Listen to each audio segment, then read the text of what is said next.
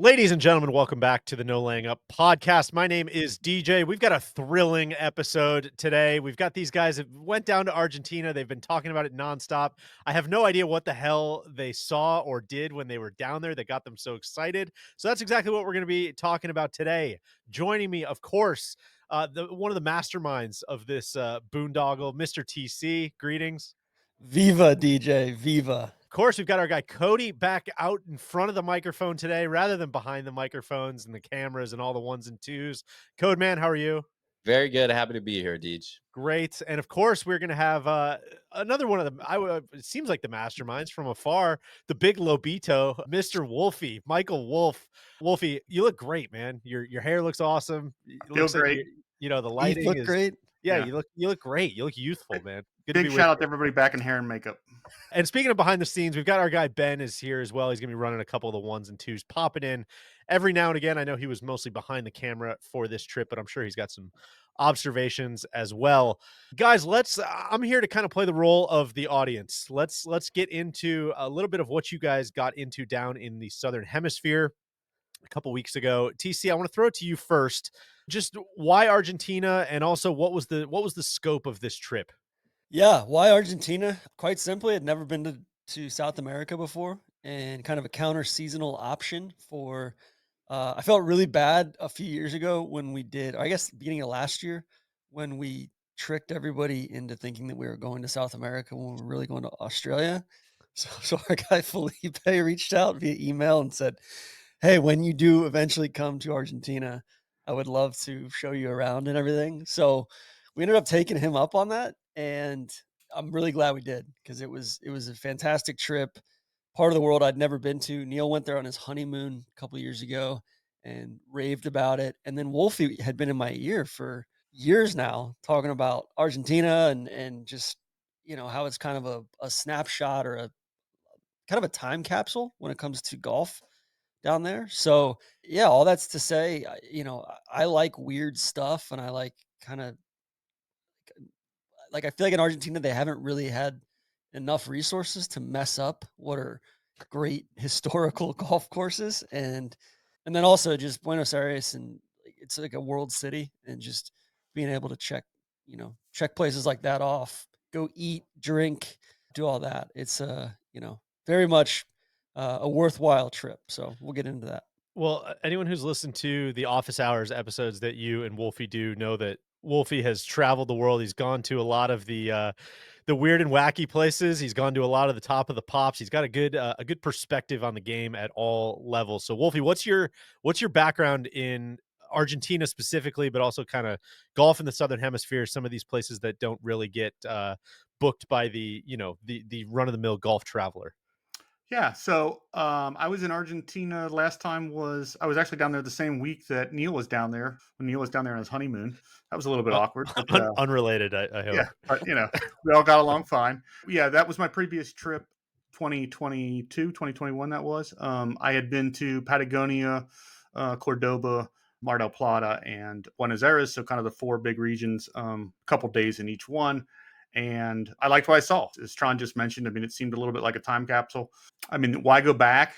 Several reasons. One is it's easy. It's a pretty good fit as far as, obviously, you're going to the southern, you're going to some southern hemisphere. So it was middle of the summertime down there. Very little as far as time change. Direct flights from Atlanta down to Buenos Aires. So when you combine them all, pretty easy trip, actually. I mean, it's you can play on the day you land. You can play golf on the day you fly home. There's no jet lag, and it's nice to go somewhere warm in the wintertime. Add them all up, and kind of why not?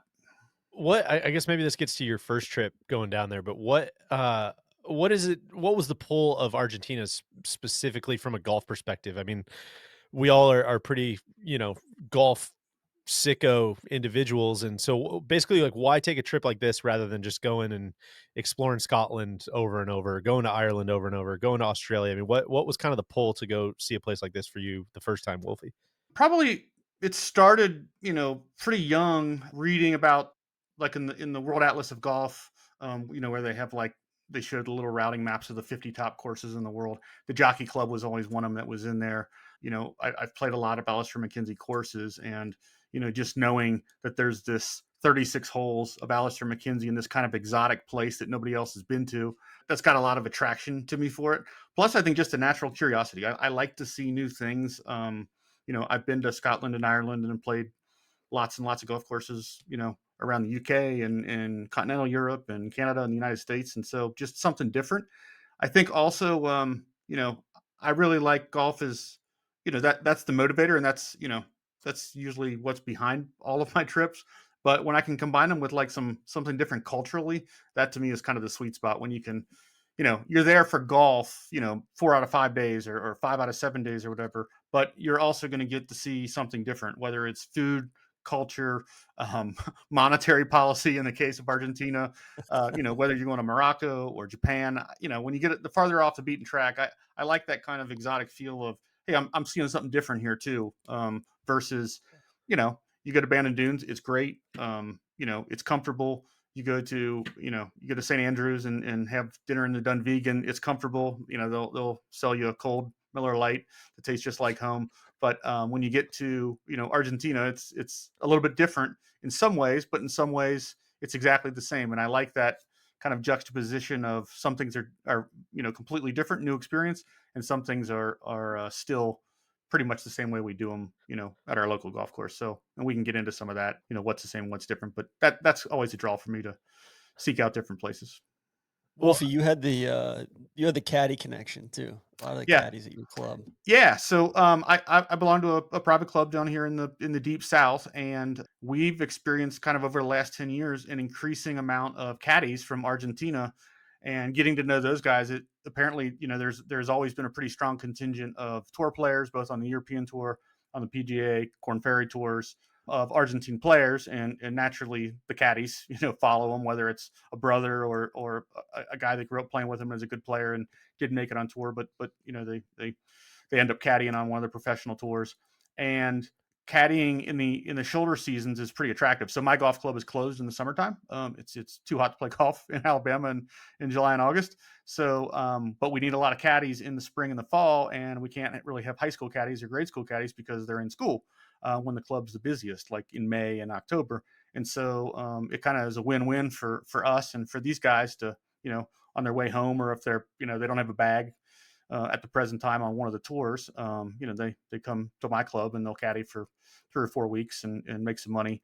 And like I said, over the last decade, with the growing imbalance of the exchange rate between the official exchange rate in Argentina versus the black market exchange rate, if they can earn hard dollars by caddying, in Europe or at a resort in Florida, wherever, they can take it back home with them and change those US dollars for the peso at, it was 1,100 to 1 while we were there a couple weeks ago.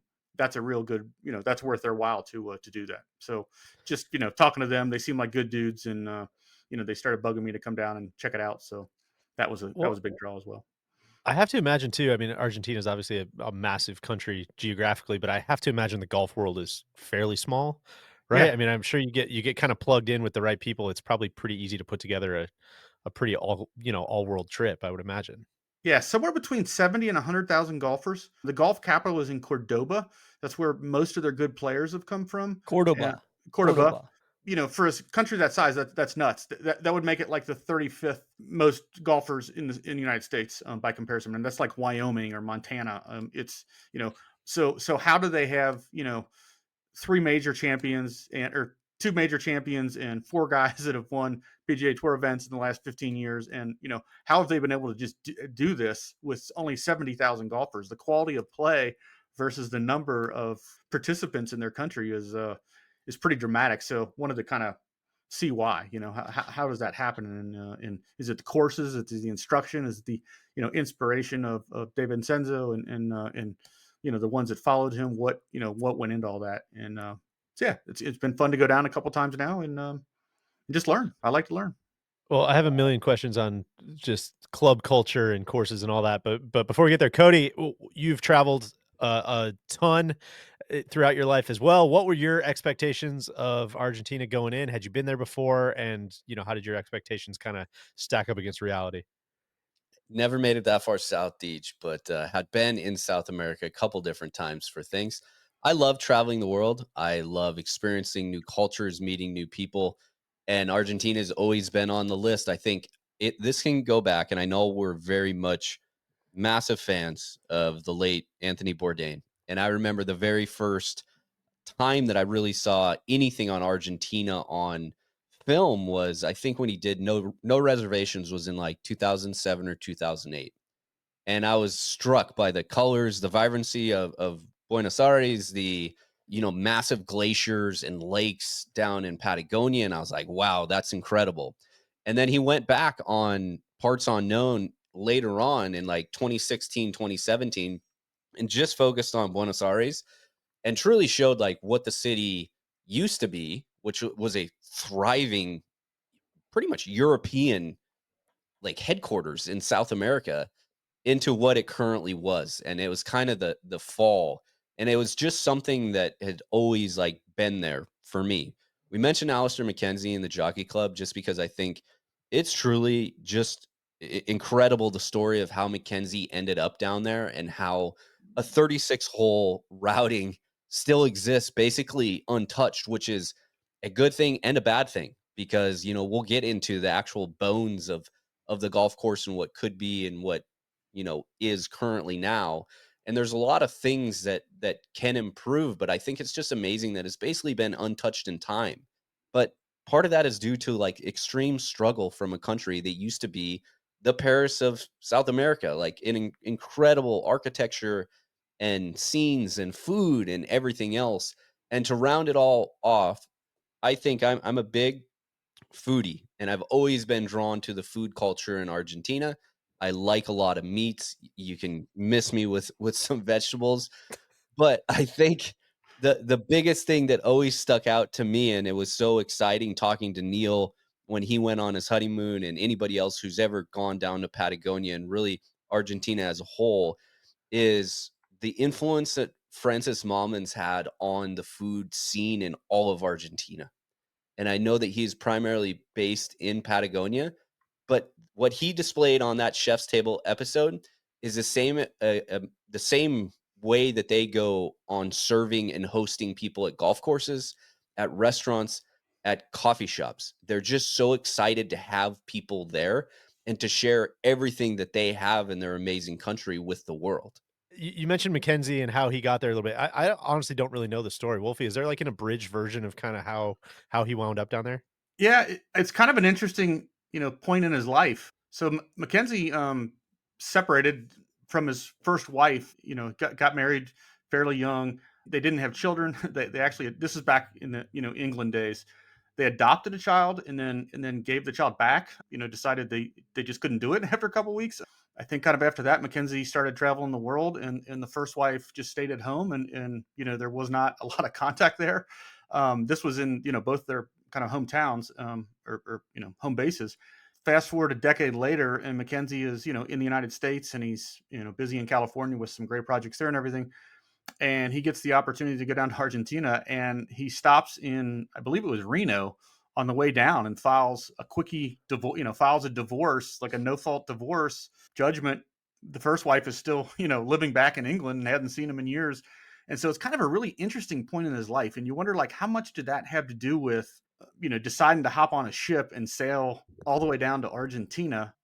As far as the actual golf and what he did down there, it was the same business model as he had done, that he did in Australia, where he was the request came from the Jockey Club. He was recommended, by, I believe, by some RNA folks, that the Jockey Club had reached out to. He went down, and then he essentially, while he was there, farmed out his services to all the other clubs, either for consulting work or redesigns, or and there's a lot of colorful history around all these different courses that have a few holes that maybe look like Mackenzie might have had something to do with them. There's multiple routing maps that he drew for courses that were never built. Most famously, I guess, is the one that is now going to be built over in Georgia, I believe, or in South Carolina, right across the line over by Aiken, the 21 Club. They're actually going to use one of the Mackenzie routing maps. So yeah, it's kind of an interesting, the only really definitive courses that he built and had, they're his, were the ones at the Jockey Club, but there's also, he had some influence on some other stuff down there. So And it's real Alister MacKenzie. I mean, it's when you play it, there's no doubt about that. I mean, the mounding and the green shapes and it's pretty great. I think another point here to make is if you look at Mackenzie's overall timeline, we know and we learned last year that 1926 is when the Australia trip happened. And then if you look at 27, that's a lot of Ireland stuff. That's when Lahinch comes in. 28, we have Cyprus. We have Pasatiempo opening in the beginning of 29. 29 was also Crystal Downs. And at that same time, he's very profitable and things are ramping up in the United States. And then the Great Depression hits. Yeah. And there's nothing for him to do. He's worried about the future. He had projects that were put on hold. And he's like, wait a second, I got to go somewhere. And again, just like Australia, you have these people in South America that are dangling a pot of gold. Here, come down. And that's how he ended up there. It's incredible, really, if you just look at, the fact that he's traveling by boat, like rail to get to a port somewhere, and then to get on a steamboat to go all the way to the southern tip of South America. Well, even Yeah. just tracking everything you were just saying there based on, from Australia to the West Coast to Michigan. I'm like, God, how did he even get all that stuff done in that time, let alone and get down to Argentina? But TC, speaking of itineraries, man, I mean, I Yeah. feel like this is your is this one of your great passions in life? I feel like it's building out, it seems to be building out these itineraries. So what was the process? What got left on the cutting room floor? I know there's always about 60 or 70 courses that are like, God, we got it. I can't believe we weren't able to get here. Yeah. Talk me through what became the trip and what was almost the trip. Yeah, I mean, there's always it kind of swells to, oh my God, like we're going 3 different countries or we're going 22 courses or whatever. And then you gotta bring it back in. So I think at one point we were looking at going to Brazil on the way down, going to Gavea and the Olympic course there, go over to Montevideo to golf club to Uruguay there, but which is another Mackenzie kind of probably unrecognizable to what he laid out as far as the greens go. But I think the themes or the priorities were to get a sense of golf in Argentina without spreading ourselves too thin. And that said, like one of the reasons I wanted to go down, there's this. So in Tom Doak's confidential guide, there's of course El Pocherio de la Reta, which I'm gonna mispronounce that over and over and over again. Okay, so I Just pronounce it apologize. a different way each time, and maybe you'll Yeah, get I'm one. like I'm incapable of the proper pronunciation. My tongue just doesn't work like that. But it's basically a homemade course that, as Wolfie told us hundreds of times while we were on the ground, one It bears repeating. one one bulldozer or one excavator. Bobcat. Yeah. Bobcat, yeah, and, basically these 2 sons that, um, grew up on this kinda hacienda. Their grandfather had kind of consolidated into a large land holding in this cool valley kind of up, what was that, like, southwest of Cordoba. Um, they built this golf course kinda by hand, and it's really, really it's a fantastic course, and the land is awesome, and so that place had always kind of occupied more, like, space in my brain than it probably should have. It was just this, like, weird golf course that almost shouldn't exist. So I really, really wanted to see that. So I kind of made it a point of like, hey, like I know it's out of the way. We have to get up there. Wolfie incidentally had been there before and Yeah. said, hey, this is worth seeing.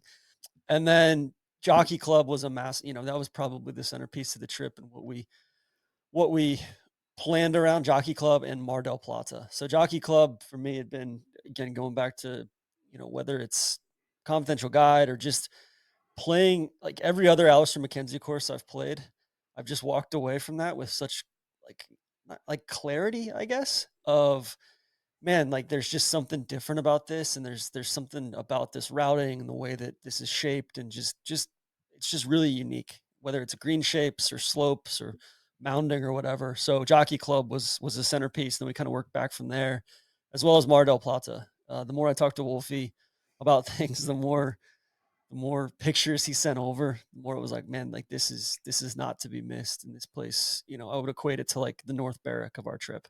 Like if Jockey Club is St. Andrews or Muirfield, then I would say Mar del Plata is like North Berwick. And kind of right there as far as soulfulness and just singularity there too. So kind of built the trip around those three things, and then tried to add on stuff in each region that was worth seeing. So La Cumbre was actually the first course we played. That was up kind of in the foothills above Cordoba. Where'd you guys fly into? What's the actual So like? we flew into BA. Yeah. Cody and I flew in via Houston. Cody and Ben and I, we all met there. Cody got to And drive to Houston, from what I Which remember. is Very incredible. cool. Yeah. yeah, The one rain or winter storm that we get in North Texas every year just happened to land on that day. So I woke up and there was like, only a couple inches of snow on the road, which is totally fine. Make my way up to the airport, plenty of time remaining. Get out there, get on the plane, and do the whole boarding and deboarding process about 3 different times before they ultimately ended up canceling the flight. So I was like, you know what? I'm not going to roll this tomorrow because, then we have connecting flights once we get into Buenos Aires, and it was just a hassle. So I was like, you know what? Called Yari. I was like, I'm just going to drive to Houston and hope that United keeps my, even though it's my second leg of this itinerary, hopefully they don't cancel the whole thing. And yeah, that's exactly what happened. I showed up and they're like, yeah, welcome aboard. Let's go. yeah. We've been The one expecting K it. line got it done. There's some more travel hijinks we can get to later on, but yeah, we flew into BA and then we immediately. I shouldn't say immediately. We were hoping to get on like a little puddle jumper over to Cordoba, and I couldn't book the flight. So then I finally booked the flight once I was on the ground there, and we just missed it with a little delay coming out of Houston. There were like Cody and Ben and I were on different flights coming out of Houston. There's two in a row, so we just missed that. We ended up just hanging out at the airport until about 3:40, 4 o'clock. Went up to Cordoba and then drove. It was about an hour up to Puerto Rio from there, and then from there, yeah, basically just to take you through the trip, kind of the nuts and bolts of it. We drove to La Cumbre the next day, which was about 75 minutes. Nice drive. There's cop stations like everywhere on the interstate, like every like 500 yards. There's like a police officer kiosk almost. They mean nothing. Just ignore them. Yeah. And then La Cumbre we had a great meal after that, a place called Amelia. We drove back to El Pochorio, stayed there for the night again, and then played there the next day. And then we drove back to Cordoba, connected in BA on the way down to Mar del Plata. We flew down there. That was kind of the biggest, logistical hurdle of the trip was getting from Cordoba to Mar del Plata, and then got there, we had a great dinner that night, and then, we can talk about Mar del Plata. I was blown away at how much of an Italian influence there is, much more so than kind of Latin or like it's like Italian, and there's like almost a Scottish or like very English feel to the clubhouse and all that stuff.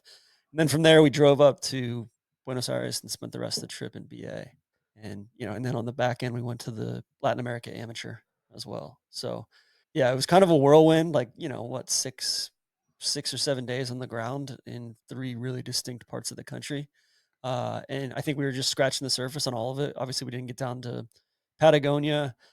There's some other areas kind of up to the northwest, and then the lake country kind of between there and Patagonia as well. So all sorts of stuff to go see next trip down. And then Buenos Aires just in general, like, having 3 or 4 nights there was you could spend 3 or 4 weeks there and not scratch the surface. It's massive, massive city with a lot of layers to it. But you see, I want to give, this is a travel episode. We got a lot of alpha planners that are out there saying, hey, TC, I want to do your itinerary, dog. Don't expect there's no travel services that are going to put this package together for you. You need to be very comfortable booking inter-country flights. So you're going to have to deal with a lot of Google translation and everything else. And then getting rental cars, which I think is probably the easiest thing. You drive on the right side of the road, you follow the speed limit, everything's totally normal there. TC mentioned the checkpoints that are everywhere, but they're not doing anything. And even the people on the road are like extremely friendly. Like it's not you're not in a rush to get anywhere, which is a good thing and a bad thing. But I think there's one thing you could do the adventurous itinerary that we did, which is very doable. You just got to have all your ducks in a row, or really you could just do, 5, 7 days in BA and still have a killer trip Yeah. and mix in a ton of culture and food and horse races and cricket and, you name it. I think there's a bunch of different routes that people could go once they watch the video and definitely listen to this.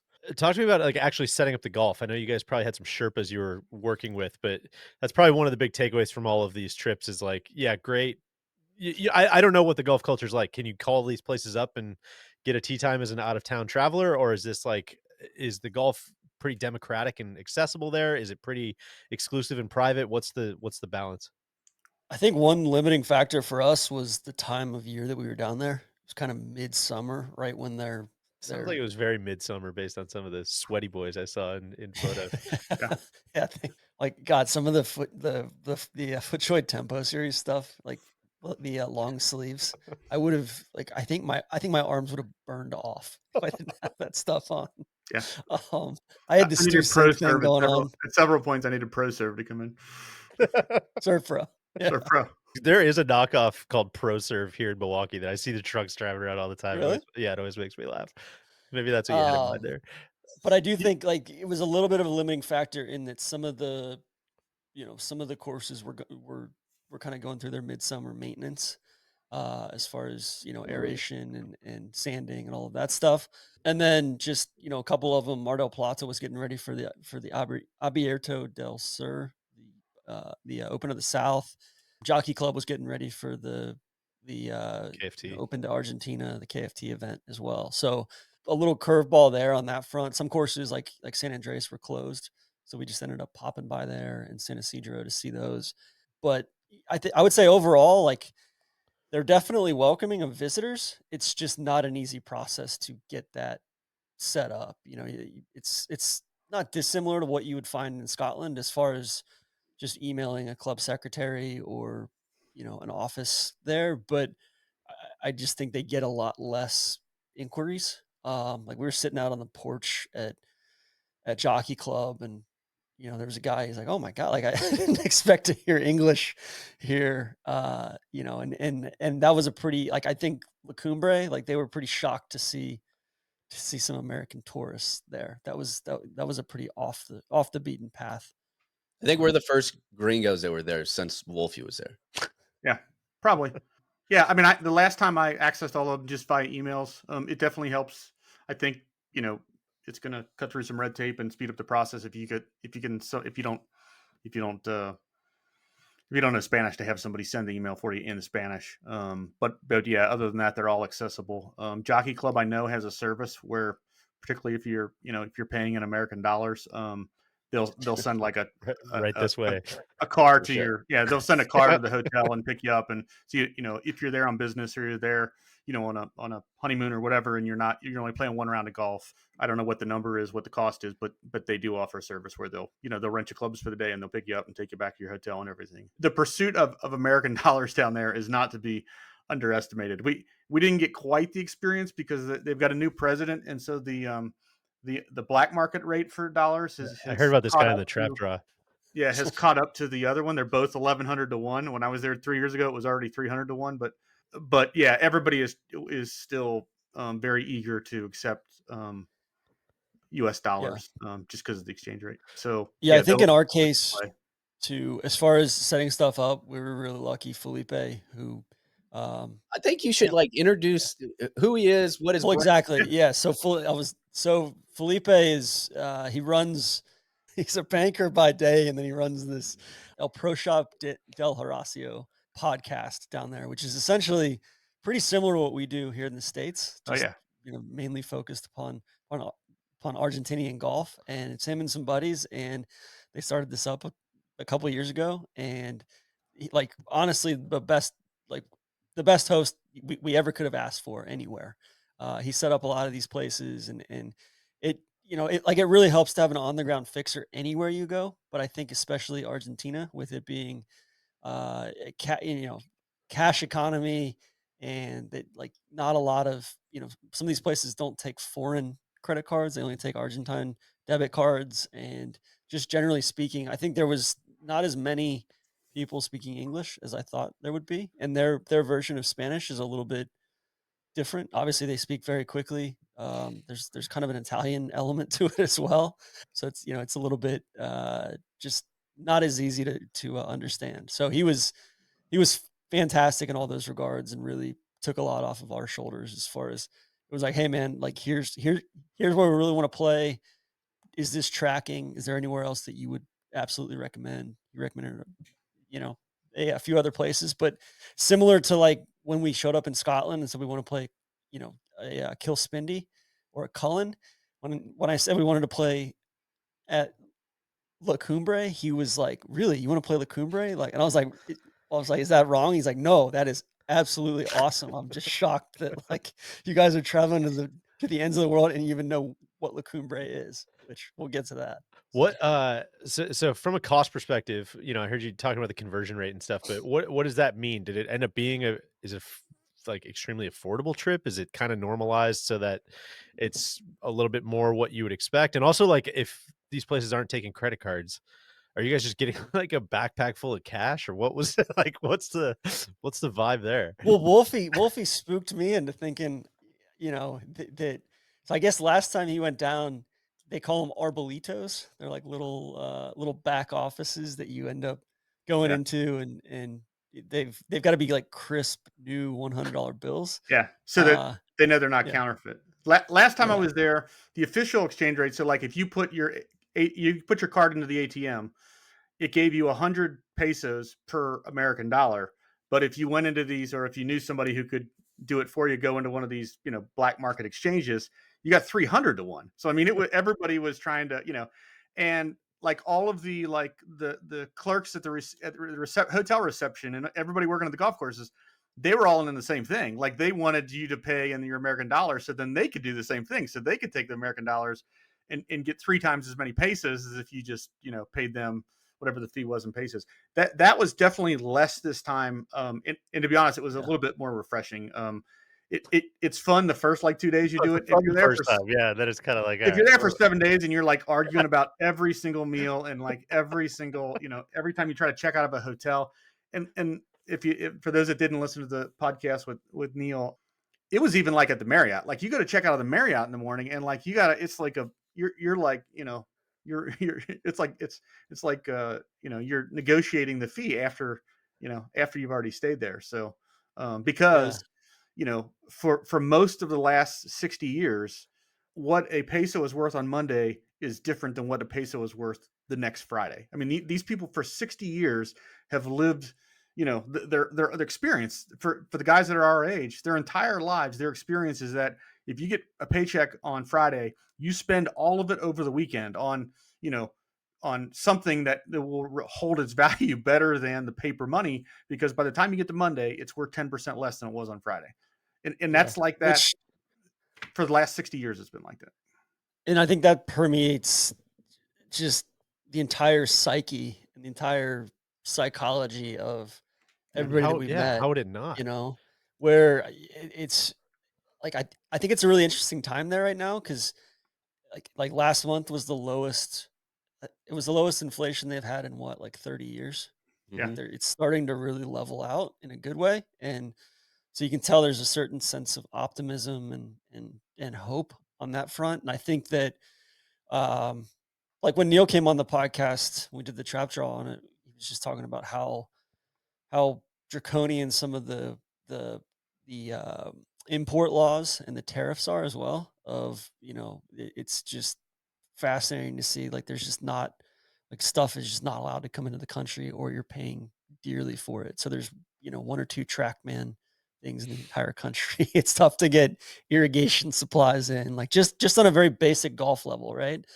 But I think just going back to the psychology of people, like what I found was and it blended well with the Asado kind of hanging out culture where they like to be with one another. They like to hang out with one another. They're very social. I felt like I was going back in time in a really good way of, cell phones and devices weren't out on the table. They were in pockets or, over somewhere else, and everybody was like present and kind of in the moment.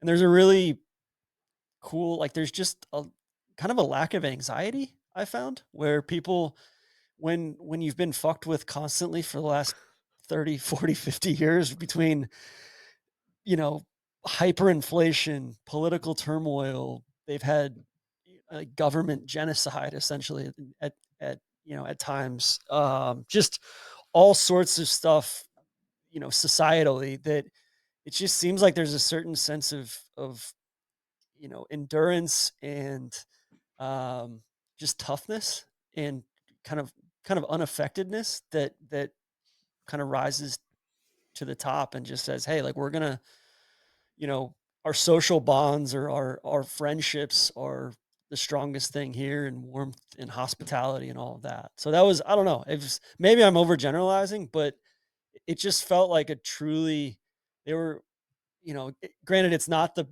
most efficient country in the world to do business in. I would say that's probably the downside of that. But I don't know. I think in a cool way, it was very substantive. All the interactions that we had, they were very, like, it felt like a real bond with people. Their sense of community, I think, is what is going to stick with me for a long, long time. And it's not like a national pride thing, like, when us in the United States get all fired up about something, and then like a week later, we're like, oh yeah, remember when that like one thing happened? No, like they're all in it together.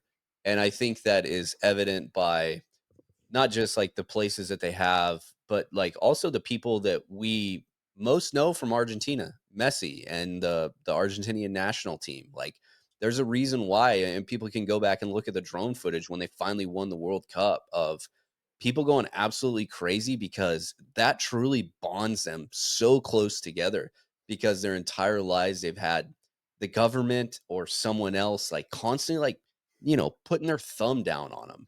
And it's like, just like TC said, it's they're the most present people because they've realized that outside of everything else that's going on in the world, it doesn't matter, because the people that they have closest to them are what's going to get them through this life. And it's one of those things where, we learned a lot in Australia about the tall poppy syndrome of, nobody really elevates above the rest. And that's kind of the way that it is in Argentina too. Everybody's trying to pull everyone up together. And it was awesome to kind of be a part of it for 2 weeks. Yeah, I think on that front too, like it's just really isolated as well. There, Yeah. it's similar to that psyche of Australia of, hey, we're kind of, we gotta fly a 10-hour flight to Yeah. really get out, and see the rest of the world. There's a little bit of that going on in Argentina. And I mean, it's what, a third the size of the continental United States. Like it'd be like if you took west of Denver or something like that, and just like that's how big it is. I mean, west of Denver out to Seattle and San Diego. It's a massive space, and there's 55 million people that live there in that space. Like that's a really pretty sparsely populated, and half of those people live in and around BA. So Yeah. kind of a frontier mentality of sorts too. I'd From kind a of forgotten the question, but yeah, email the club secretaries. Cards, always lead the way with cards. Take cash, take US dollars. But if you're looking, I would say this, wherever you're going, make sure that you get some currency, local currency. And at the end of the day, they will accept whatever you can give them. So it doesn't matter if you don't have pesos, like they'll take dollars.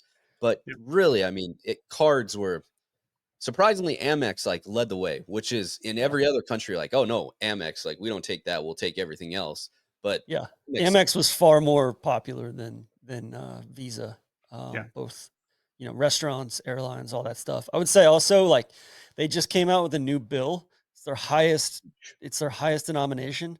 It's 20,000 peso bill, which is equivalent to like a 18 $20 bill. So prior to that, I think they had a 10,000 was the highest. So let's say you had $1,000, you had to have 110 tens in there just to have TC, when 1,000. when I was there in 2021, the highest they had was 500. I had 300,000 pesos in 500 peso bills. I mean, it was literally a duffel bag full of cash.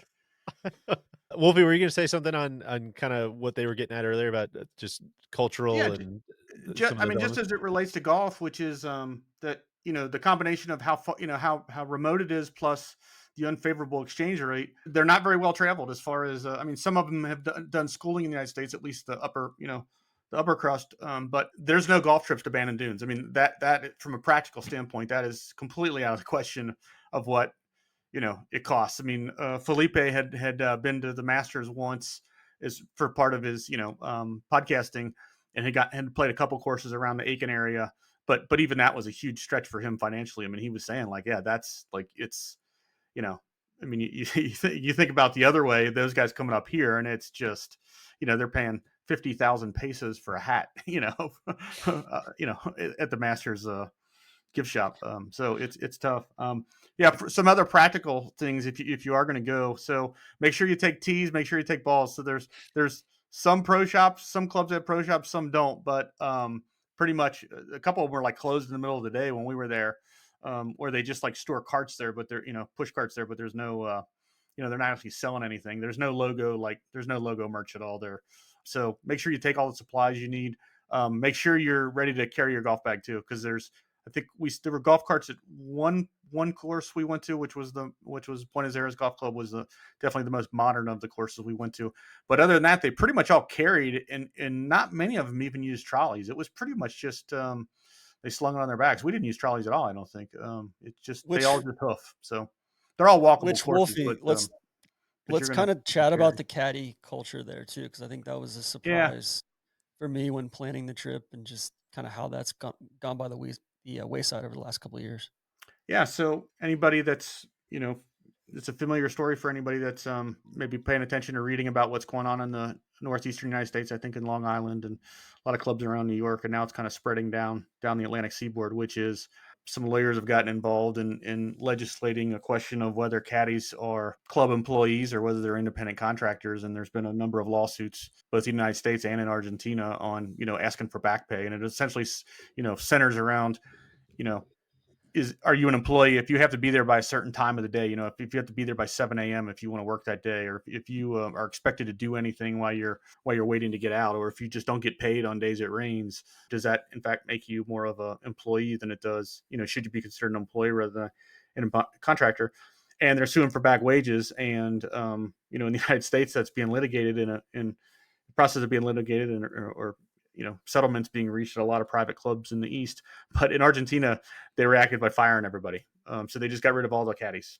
So the caddy programs are all pretty much gone. There's a few, I saw on the last trip one or two, and I saw on this trip I think one, where it's pretty clearly like a caddy that's worked for the same person for a long time, and they've Yep. probably worked out a deal with one particular guy to be his kind of full-time caddy, and whatever else he's doing for that guy on the side.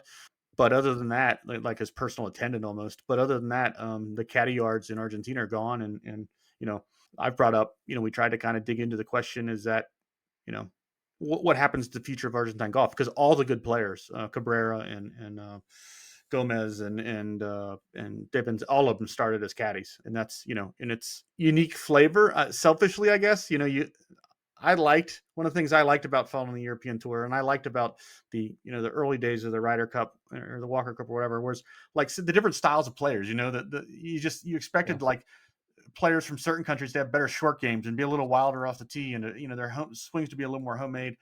And what's happening in the negative in Argentina, I think, is that's going away. Now, what the positive is what we saw at the very end of our trip, which is that colleges have discovered that there's good players down there that they can recruit, and there's national development teams, and you can take lessons online, obviously, and you can send a video of your golf swing to the Arkansas's head coach, and he can scout you from 6,000 miles away without ever having to meet you, just by looking at videos of your swing and stuff. So in some ways it's good. The romantic in me thinks is a little bit worried about that, but yeah, it's definitely it's there. I mean, it's come. It's I think they've been gone for, I don't know, you guys know the number, like 5 or 6 years. I think they've been gone, and they're completely gone because of the Yeah. legal issues. And it was Cordoba Golf Club was kind of the epicenter of it, right? Or I don't know where it started, but or just for like caddy culture and a lot of those oh guys coming yes, out yeah, of it. that's Yeah. where Cabrera and yeah. I That's where do he got think it. it's a great point, Wolfie, and I think that lawsuit, or when it happened, was actually like 2018 or 2019. Okay. The one thing that I would note is that you're right that they kind of have the national program has kind of stepped in and said, hey, they have a developing pathway for kids to get better, to have access to equipment and facilities and potential to go play collegiate and everything else like that. But we can't have this conversation without acknowledging the fact that you take away caddies away. You're basically created a class structure within Yep. golf, meaning that the lower employment kids who used to come in as caddies and would pick up the game that way, that's gone now. So basically, unless you're upper middle class to the high end in Argentina, you're just not playing golf. And I think that's the biggest detriment that decision has really made. So there's pros and cons to both sides of it, but if you look at it overall and really like where we're at current day post Cabrera is, you have we can talk about toasting, we can talk about Grillo, and both of them come from the upper class. And it's kind of interesting to see the development in everybody else who's coming next, where they're kind of going to come from. Well, that's kind of what I was going to ask is just, from a local perspective, what is golf down there? What is it I would imagine a lot of private clubs. I would imagine there's not a lot of like, Buenos Aires municipal golf course type of stuff, but correct me if I'm wrong on any of that. There's some munis. I Yeah. think like there's some public courses. It's So when we say a private club, we think private club in the United States, private club, Yeah. other places in the world. It's not necessary. I would say they're very proud of joining a club. And More it in doesn't the Scottish sense of for sure. a community center type of place. 100%. And they have a ton of club matches and pennant matches and everything else like that. And like there's pride in what club you belong to. But there's also pride in like, the facilities and everything else that club comes with. We'll talk about Buenos Aires Golf Club, which is the modern club, the American club, as they would call it. And it has like everything that you would expect kind of from any club in the United States. But you still have the availability to travel around and get on a lot easier, I would say, than even like locals in Australia. Locals in Australia struggle to get into yeah. these private clubs, where in Argentina it's like, oh yeah, well, I'll go play there because we have a club match there in a month and whatever. One thing that shocked me, or not shocked me, but just I was like jealous of. I mean, everywhere that we played had the best post round, gallery, the best post round patio that you've Yeah. ever seen. Whether it was La Cumbre, El Potrillo, gosh, Jockey Club, Right, the Platos. Mar del Plata, Buenos Aires, like every single one of them had you could tell like the focal point of the day was after you finished sitting down, having a drink, recounting the round and being social Yeah. afterwards. Which I was gonna ask, any other kind of like fun, I don't know, customs or traditions probably sounds too serious, but I always think TC like, when we went to Australia for the first time and you kind of realize like, oh, nobody drinks during the round here. In America, it's like, "Oh, okay, I'll take a tea time and a sleeve of balls and a six pack and a cooler." And it's like you go in some other countries and it's like, oh, whoa, people don't really treat the game that way. Anything like that you're kind of like, oh, that's interesting or peculiar or unique. They drank, Felipe and his buddies, I think it's a wider thing. They drink, they call it Fanesa, which is Fanta and, beer afterwards, so Oh, it's like a shandy yeah. Yeah. almost. Yeah, so that I think, gosh, what else? I mean, not really a surprising thing, but and maybe it's just a matter of some of the clubs that we went to were so old, but the water pressure, the shower pressure was insane. It blew Wolfie's tooth off. Did. Took it right out. I mean, it's really everything once you step inside the gates. I mean, they're true clubs as far as there's little girls playing and teenage boys and 75-year-old guys that look like they've been playing in the same foursome for the last 60 years. It's all there, and they're all on the porch together afterwards. And in 4 of the 6 places we visited, it was all taking place in clubhouses that look like Royal Lytham. I mean, if there's one place where you still see like the reminder, like, oh yeah, this was the richest country in the world in 1925. It's the clubhouses. I mean, you'll see them in the videos that I hope everybody watches, but some of the photos we can share. But they are incredibly grand. I mean, the clubhouses are in the facilities. The showers the drawing rooms in the formal dining room and the informal dining room, and they're all 100 years old now. They're all pretty beat up. I mean, the floors and stuff, and the roofs on these clubhouses are 100 years old. But there is this, like, you do get a sense of like what it was like at one time. I mean, you can imagine, like, oh man, like I could see like a band playing in this clubhouse and everybody wearing tuxedos and on a Saturday night, and this being like the place to be. And now it's all a little bit worn down and it's all a little bit rough around the edges. But the flip side of that is it's 50 locals that are all just banging their ball around for 18 holes on some pretty darn good golf courses that haven't been messed with, and getting around in 3 hours and 45 minutes and then having some beers and Fantas afterwards. And that's, what's better than that? I mean, that's pretty such good life. It's a pretty God, good way that's to Or, like or experience some golf. Fernet with some Fernet with a with a freshly Coke. squeezed lemon. God, that's such a good description that gets me so fired up to go see a place like that. I'm Yeah. searching for comps, and it almost like You would love it, it, man. it sounds Like like straight up. it sounds Yeah. like Detroit or something, right? Like a Dude, similar kind of like Deej, that's this was that's the the center comp. of the world Yep. for 40 years, and Yeah. now it is very much not. And Yeah. Jockey Club how do you hang felt on to like that? How do you preserve it? How do Yeah. that's such an yeah. interesting dynamic.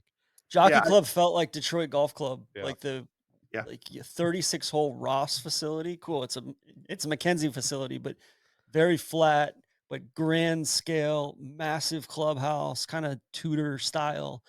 And you're just sitting out there and like thinking about, oh my, like look at these houses over here. Or there's the massive racetrack that looks, that's the size of Churchill Downs or larger right next Yeah. door. And Wolfie was saying there's a little bit of a defensive posture from a lot of these old school golf clubs because they've been chipped away at, and it's a pretty socialist society. And so they've been, especially in the Perone years, back in the 60s, like 50s, 60s, 70s was like kind of bourgeois punching bag a little bit of, hey, let's chip away at these golf clubs and you know, bring them down to size. Like I think Jockey Club they've got the in-town club, they've got, I think the closest comp would be like the Olympic Club in San Francisco, Yeah. where you've got a basketball team, you've got a swim team, you've got, Yeah. probably a boxing league, and like There- the golf course is just a part of a larger sporting club Yeah. of sorts. The horse race track,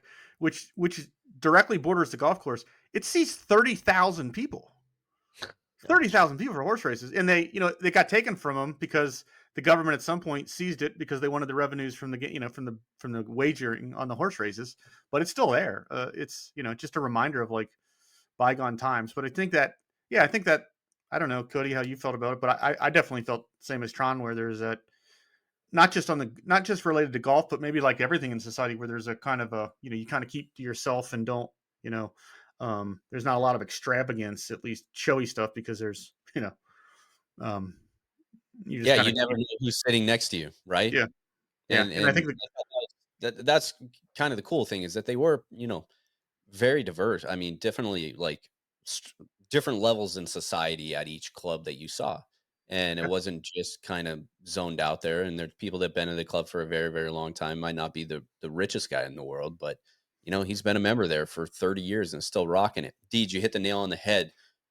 We went in the middle of summer. It was honestly like difficult at times to scare up a couple bottles of water.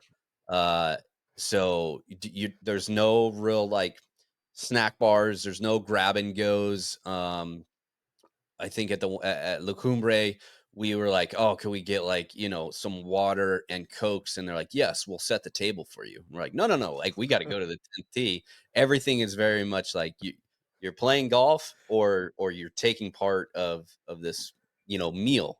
And then just like we talked about the finesse and stuff like that, but traditionally after golf there's different levels of asado and what goes into that. And I think that is, if you're having a golf day at the end, you cap off that golf day with a big grilling with friends that you played with and others that maybe weren't able to make it that day, but it's just kind of rounding the whole thing out. No beers during the round because you're carrying everything with you. And it's not like, you're taking little cans or something like that. There's majority of bottles everywhere. So it's just kind of golf and then everything else.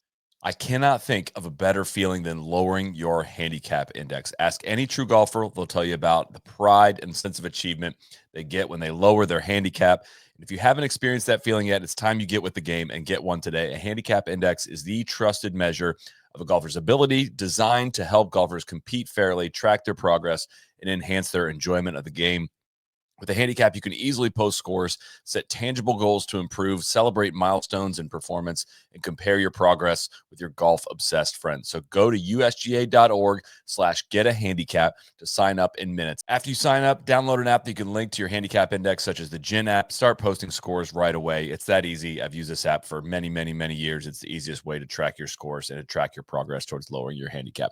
usga.org/get-a-handicap. Back to the pod. Well, before we get into the golf specifics, Ben, I want to bring you in for a sec. From just kind of like a behind the camera, through the lens sort of perspective, what stuck out to you? Whether it was the architecture, something about the golf courses, what did you notice most? Yeah, I think the thing that I noticed most from the golf course specific side is there's so much opportunity. When these guys talk about it's stuck in time, unchanged, that's true, but there's also some downside to that, right? Like it's not taken Sure. care of. The bunkers are Yeah. hazards. It's not taken care of at the American level, which is great. It's a totally different feeling, totally different experience in that sense. But the bones are definitely there. I think it's one of those things where this trip has so much opportunity if you come in with that lens. If you don't, I think you could be pretty negative about the conditioning and the overgrowth of trees and things like that pretty quickly. So that's what I noticed out there. I mean, these places are rustic and original, and it's a lot of texture, through the camera, a lot of things to shoot at. Almost felt a little bit like a antiques roadshow at times, which was really fun. But I think it's the opportunity. If you come in very optimistic about what it could be, if there was some investment, if there was some a different level of taking care of these locations, I think it could be up there with many different golf trips. But it's not quite there yet. So I think that's what was really fun about it is looking around, seeing people being very optimistic, loving what they have, but also knowing, man, this is like a treasure trove of potentially freaking awesome golf courses. So that's I think my biggest takeaway from it. Also, those boys don't love to use water, man. Everything was burnt out in the best way, to play really, really well. A lot of different shades of brown and light greens mixed in there. So that was fun thing to take away. Well, I guess then kind of question for everybody before we get into the specifics of the golf courses. People listening to this probably, you can have kind of one big golf trip on the horizon at a time, whether that's a Scotland trip, an Australia trip, an Ireland trip, whatever. Where does this fit for you guys for kind of the wider golfing public? Is this somewhere where it's like you should go to Scotland, Ireland, do all that stuff first? Is this if you're an adventurer, you would absolutely love this? If you're a food person, this should go to the top of your list? TC, I'll start with you. What's the context, do you think, for a trip like this? Yeah, it's a good question. I think it probably depends on how deep you are into the golf scene. Like, I think if you wanted to make this a golf only trip, I'd probably want to go deeper on Scotland or England or Ireland or Bandon first. But I think if you've been to a lot of those places or you've been to some of those places and you're tired of seeing the same club logos on shirts and the same tour buses and all of that, and you truly want to feel like, hey, I want to go see something different, I would seek this out. I also think it's a really good couples trip, or go with a couple of couples and a couple of your buddies or whatever. I think there's you could go to BA and then take a side trip from there and cover a lot of the same stuff that we did, but then also do a lot of cultural stuff within the city. Great dinners, that sort of thing. So I think there's that. It's kind of what you make of it, I think. But I think if you're choosing between this and say Melbourne for a golf trip, I'd go to Melbourne. It's a no brainer. Go to Melbourne. But I feel like if you're in that 300 or 400 level and you've been doing this for a few years, like then like this is a really, really cool, unique place to see that'll probably broaden your horizons a little bit. If you're looking for some electives, you know, you got to get some new electives to get your degree. I mean, I think that's what this sounds like. Wolfie, Cody, Yeah. anything to add there? Good way to put it. Yeah, the only thing that I'd add is that, you know, in the United States' wintertime, there's only so many places that you can go Yeah. to. And we haven't explored South Africa yet, but we eventually will. So that really leaves South America and Australia. And if you ask me, do I want to get And New on Zealand. New Zealand. in New yeah. Zealand? But it's same for that. So if you ask me, do you want to shift, have a 1 hour time change and get on a 9 hour flight, or turn your world upside down and, you know, get on that 18-hour flight and, you know, have multiple days on the back end of it trying to readjust to normal society? I mean, I would say that, yeah, this trip fits in there. It doesn't have the highs. And I think, you know, Ben made a great point, and we're always looking at what the maximum potential of courses and clubs can be. But really, it was amazing golf, and it's very cheap, realistically. Like, once you get past your flight and everything, like, the hotels weren't crazy expensive. The food was incredibly cheap. The greens fees are very reasonable, and like, it's a ton of fun, and it's a sense of adventure where you know, people are not speaking your language, and I think, yeah, it does fit in there. So I mean, it's very hard to rack up against those other incredible destinations, but I look at it versus, like, you know, times of the year and seasons of the year. And not everybody has the availability to take off some, you know, between April and September to go on a big golf trip. Well, this is another option in those other months. I That's think well also said. Good context.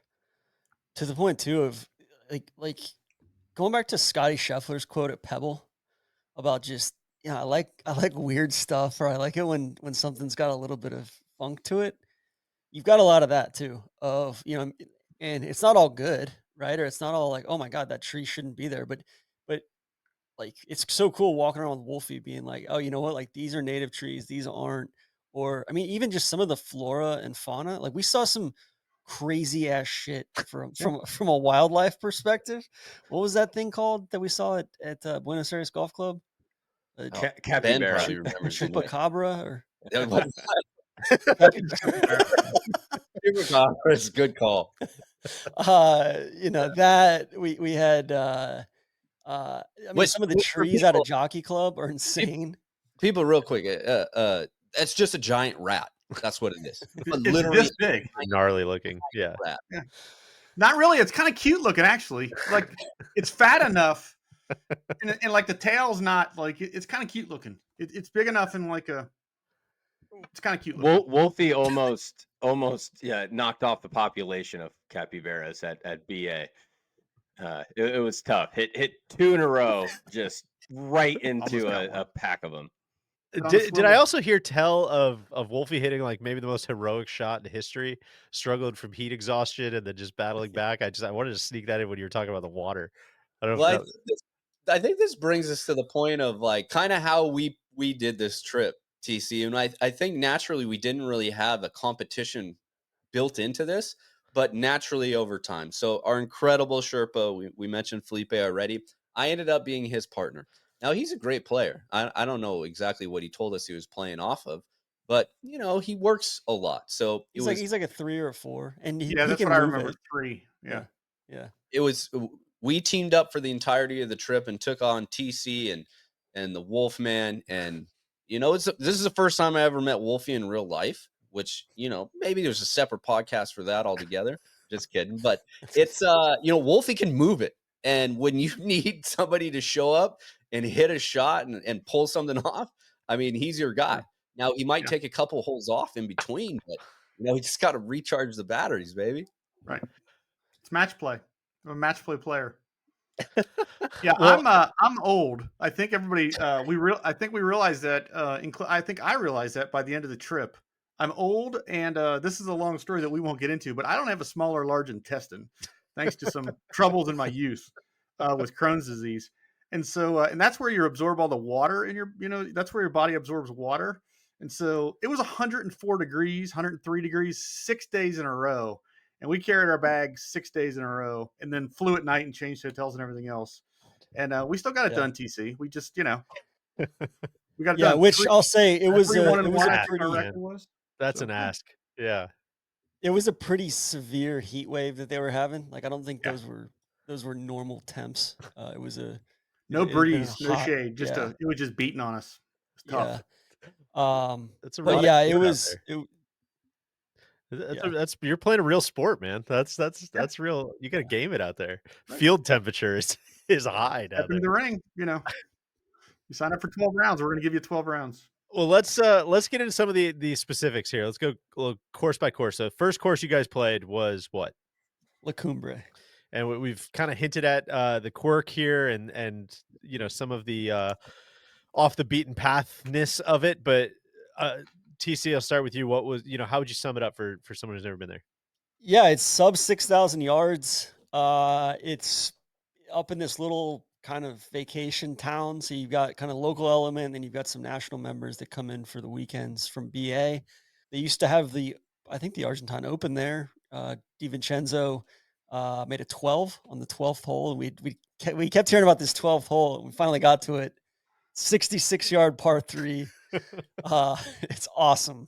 Yeah. And it's like, the first 4 or 5 holes there's some really cool stuff in there. But then, you get to 6, 7, and then the rest of the course from there, and you feel like you're Deej from something that you've seen. I would say it felt at times like I was at Valley Club of Montecito or Ojai Valley, like very Southern California, George Thomas stuff. The back nine there is striking, but I think it was the 8th hole, a little short par 4 over this hillside. It had this tiny little hotel behind you and these cool trees and a bunch of parakeets just singing away. And then you hit over the crest of this hill and there's this big reveal to this tiny little green over on the right. And it's like a 330-yard hole.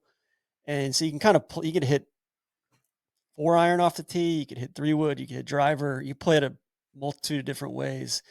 And then you're probably going to be left with this devilish 60-yard little, chip shot into the green. And that was where the course really, really started, in my opinion. And some spectacular par threes on the back. And yeah, one of the best back patio scenes I've ever seen anywhere. So I loved it. It was, I think, it wasn't the best course we played on the trip, but the more and more I think about it, I think it was my favorite course we played on the whole trip. And anything else to add on La Cumbre from you guys? 1924. It was a one-off. Juan Denton was the guy who built it. I don't know anything about him. Like I say, I think they just worked with what they had. When TC says it was like in a little resort town or a town that people just summer in or whatever. That would definitely. I mean, it reminded me kind of something almost like in northern Michigan. Like the biggest building in the town was the clubhouse. They had two tennis courts out front that used to be grass tennis courts. And they're now clay or they're brushed carpet, but like the photos in the clubhouse and stuff were just amazing of how what this place was like 100 years ago when it was built. And yeah, just cool course. Ben's putting in the chat for me to ask you about the showers with benches. Yeah, so that's where you guys got to see the video to believe it. So common thread.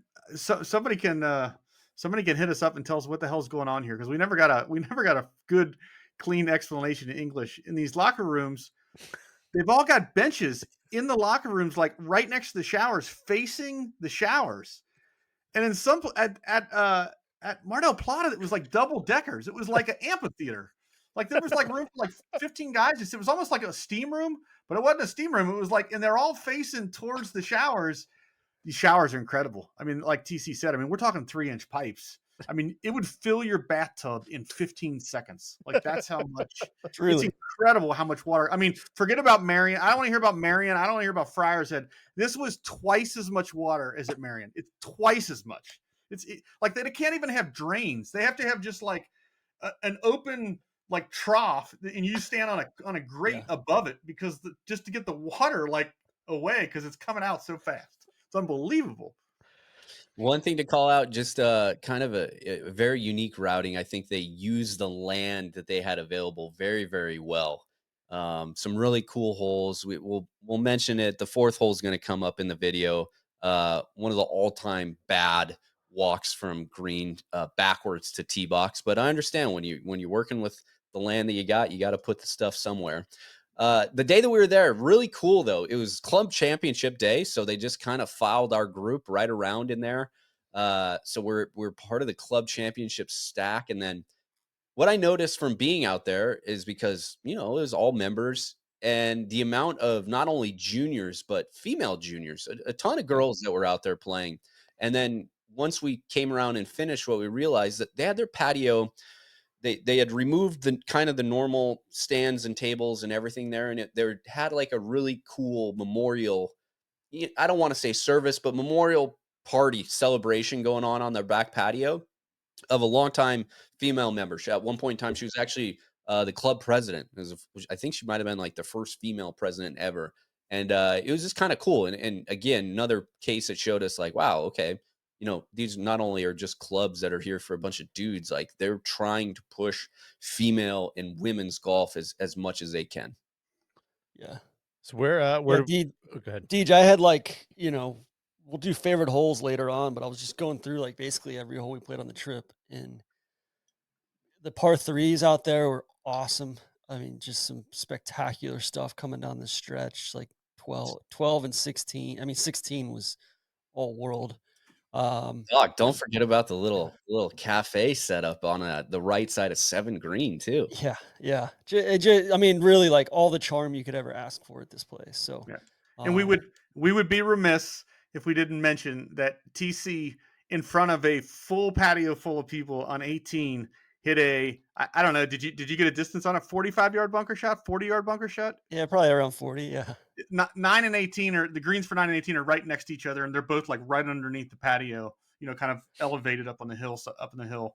And from long way away, TC hit a spectacular bunker shot that just happened, drew a standing ovation from the crowd. People are just tears in their on the eyes, veranda. Surreal. welcoming Yeah. TC. And Grown men. I mean, grown men and beer. beside themselves. Yeah, it was a tasteful smattering of applause. And then afterwards, we went to this awesome restaurant, Amelia, which is kind of like when you picture Argentina and gauchos and stuff and wide open vistas. I think Cody felt like he was back in Montana. It was just a spectacular setting there, and then we popped through a town called Falda on the way home, and it was rumored to be that they have a big Oktoberfest celebration and some large Interesting. eagle sculptures and stuff. We were doing some Nazi hunting. Sure.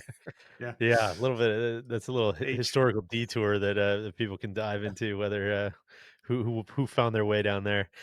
All right, where do we head next after that, golf wise? We go to El Potrero de Loreta. Wolfie, I messed it up again. Wolfie, what do you got on the history of this place?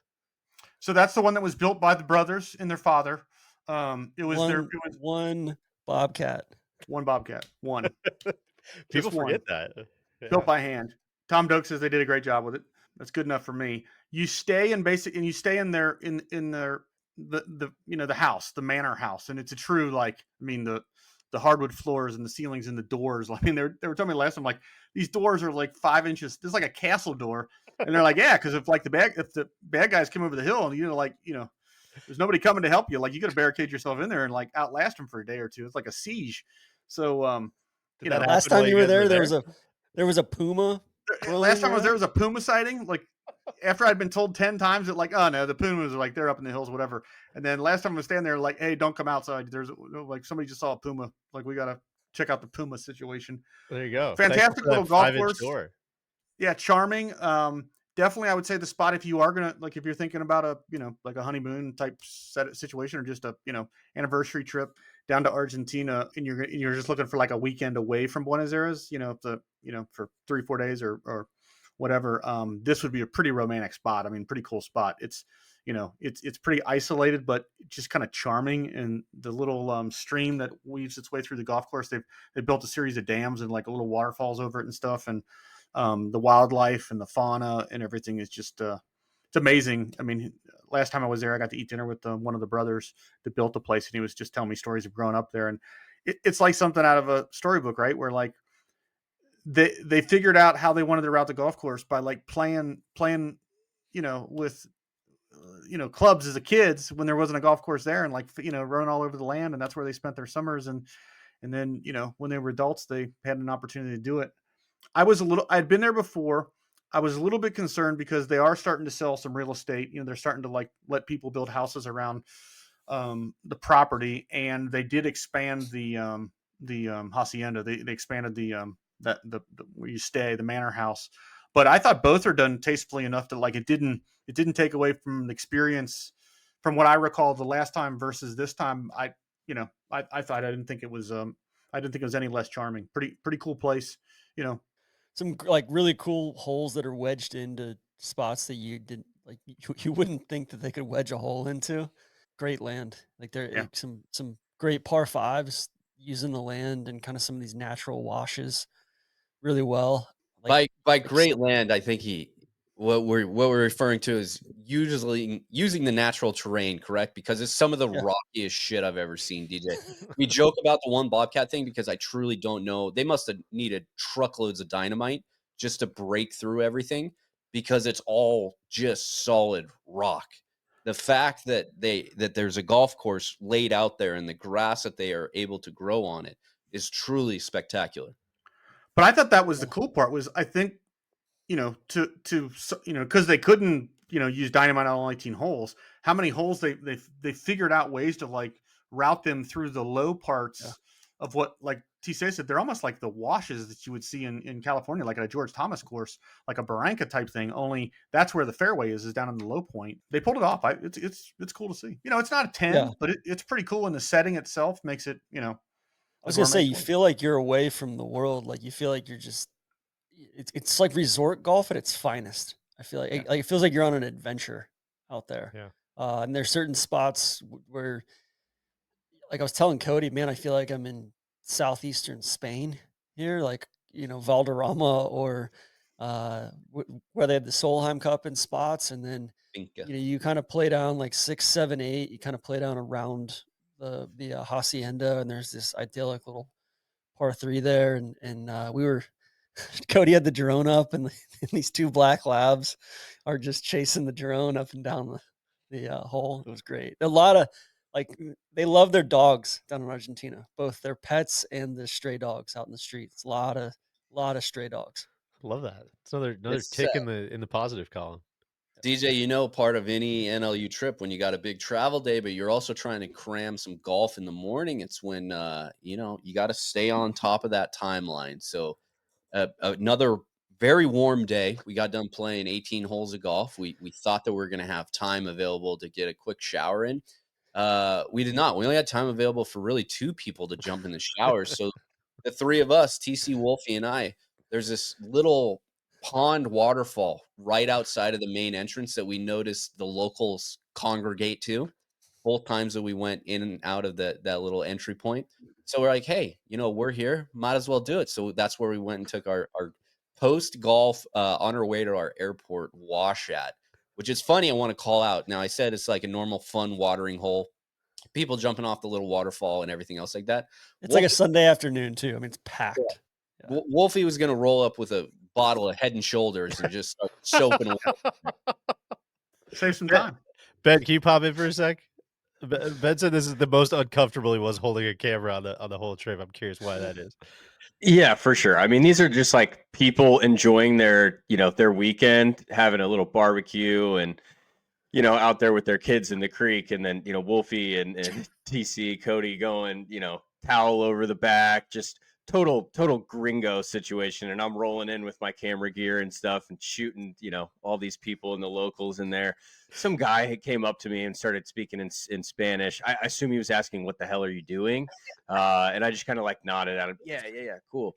Yeah, it was a little Yeah. uncomfortable. These I think guys it was an changed. old mill. It was like an Yes. old mill that there was producing power there, and they were uh doing something with it. So All right, where are we I going next? appreciate the guys diving in though. That was good It hit stuff. spot. Oh, cooled me off, Yeah. cleaned up. It's great. Anything we can do to get that footage for you, Benny. But yeah, then we took the drive back down to the airport. Some really good airport beers along the way, but pretty smooth flight. We met somebody, one of Felipe's friends, all-time guy. I'll make sure I send the pictures over here, but he speaks decent English, knew exactly who we were, was like, "Oh, you guys are no laying up guys." And we're like, "Whoa, this is kind of interesting, man." And then he started showing us his tattoos. So he's got the Hogan tattoo on one side, he's got a Pro V1 tattoo on his calf. It just truly unbelievable stuff. legend. Yeah. Yeah, we flew on the way out there. We flew JetSmart Airlines, which would be like their equivalent of a EasyJet Allegiant or or something, something like yeah. that. Yeah, and then on the way back, we flew Aerolíneas Argentina. In Connect. case, So there's 2 airports in BA. There's one kind of right downtown, which is mostly domestic stuff, and then the international airports out kind of south of town. And so we flew on the way through BA, we flew through the domestic airport, and it's like jammed right up hard against the river and the city. And yeah, great airport beers. We were drinking a lot of Patagonia cervezas and big Hard Rock Cafe Hmm. spot. A lot of Hard Rock cafes in the airports down there. Don't know Hadn't that I been to would one have. of those in Okay. a long time. Man, I Yeah. was really with you guys for most of this pod. That's the first one. I'm like, oh, okay. I don't know if that's an Yeah, actually, additive. Wolfie, they ended up they didn't really tell us this, but they weren't gonna let us board the plane unless we paid for our luggage that they didn't tell us we had to pay for. Hmm. Wolfie's got, really, really, really good status on Sky Team. And so, a couple of us got through with free luggage, and then they like ripped the boarding pass in half, and they were gonna make yeah. Wolfie's missing Yeah, it's kind of missing a tooth bizarre at this because they point gave us as the well. boarding passes, then we get up for security and like 2 of us get through. And all of a sudden I turn around and they're like ripping Tron's ticket in half. I was like, whoa, like what happened Yeah. back there? Needless to say, not the I don't think one of the stronger Sky Team partners.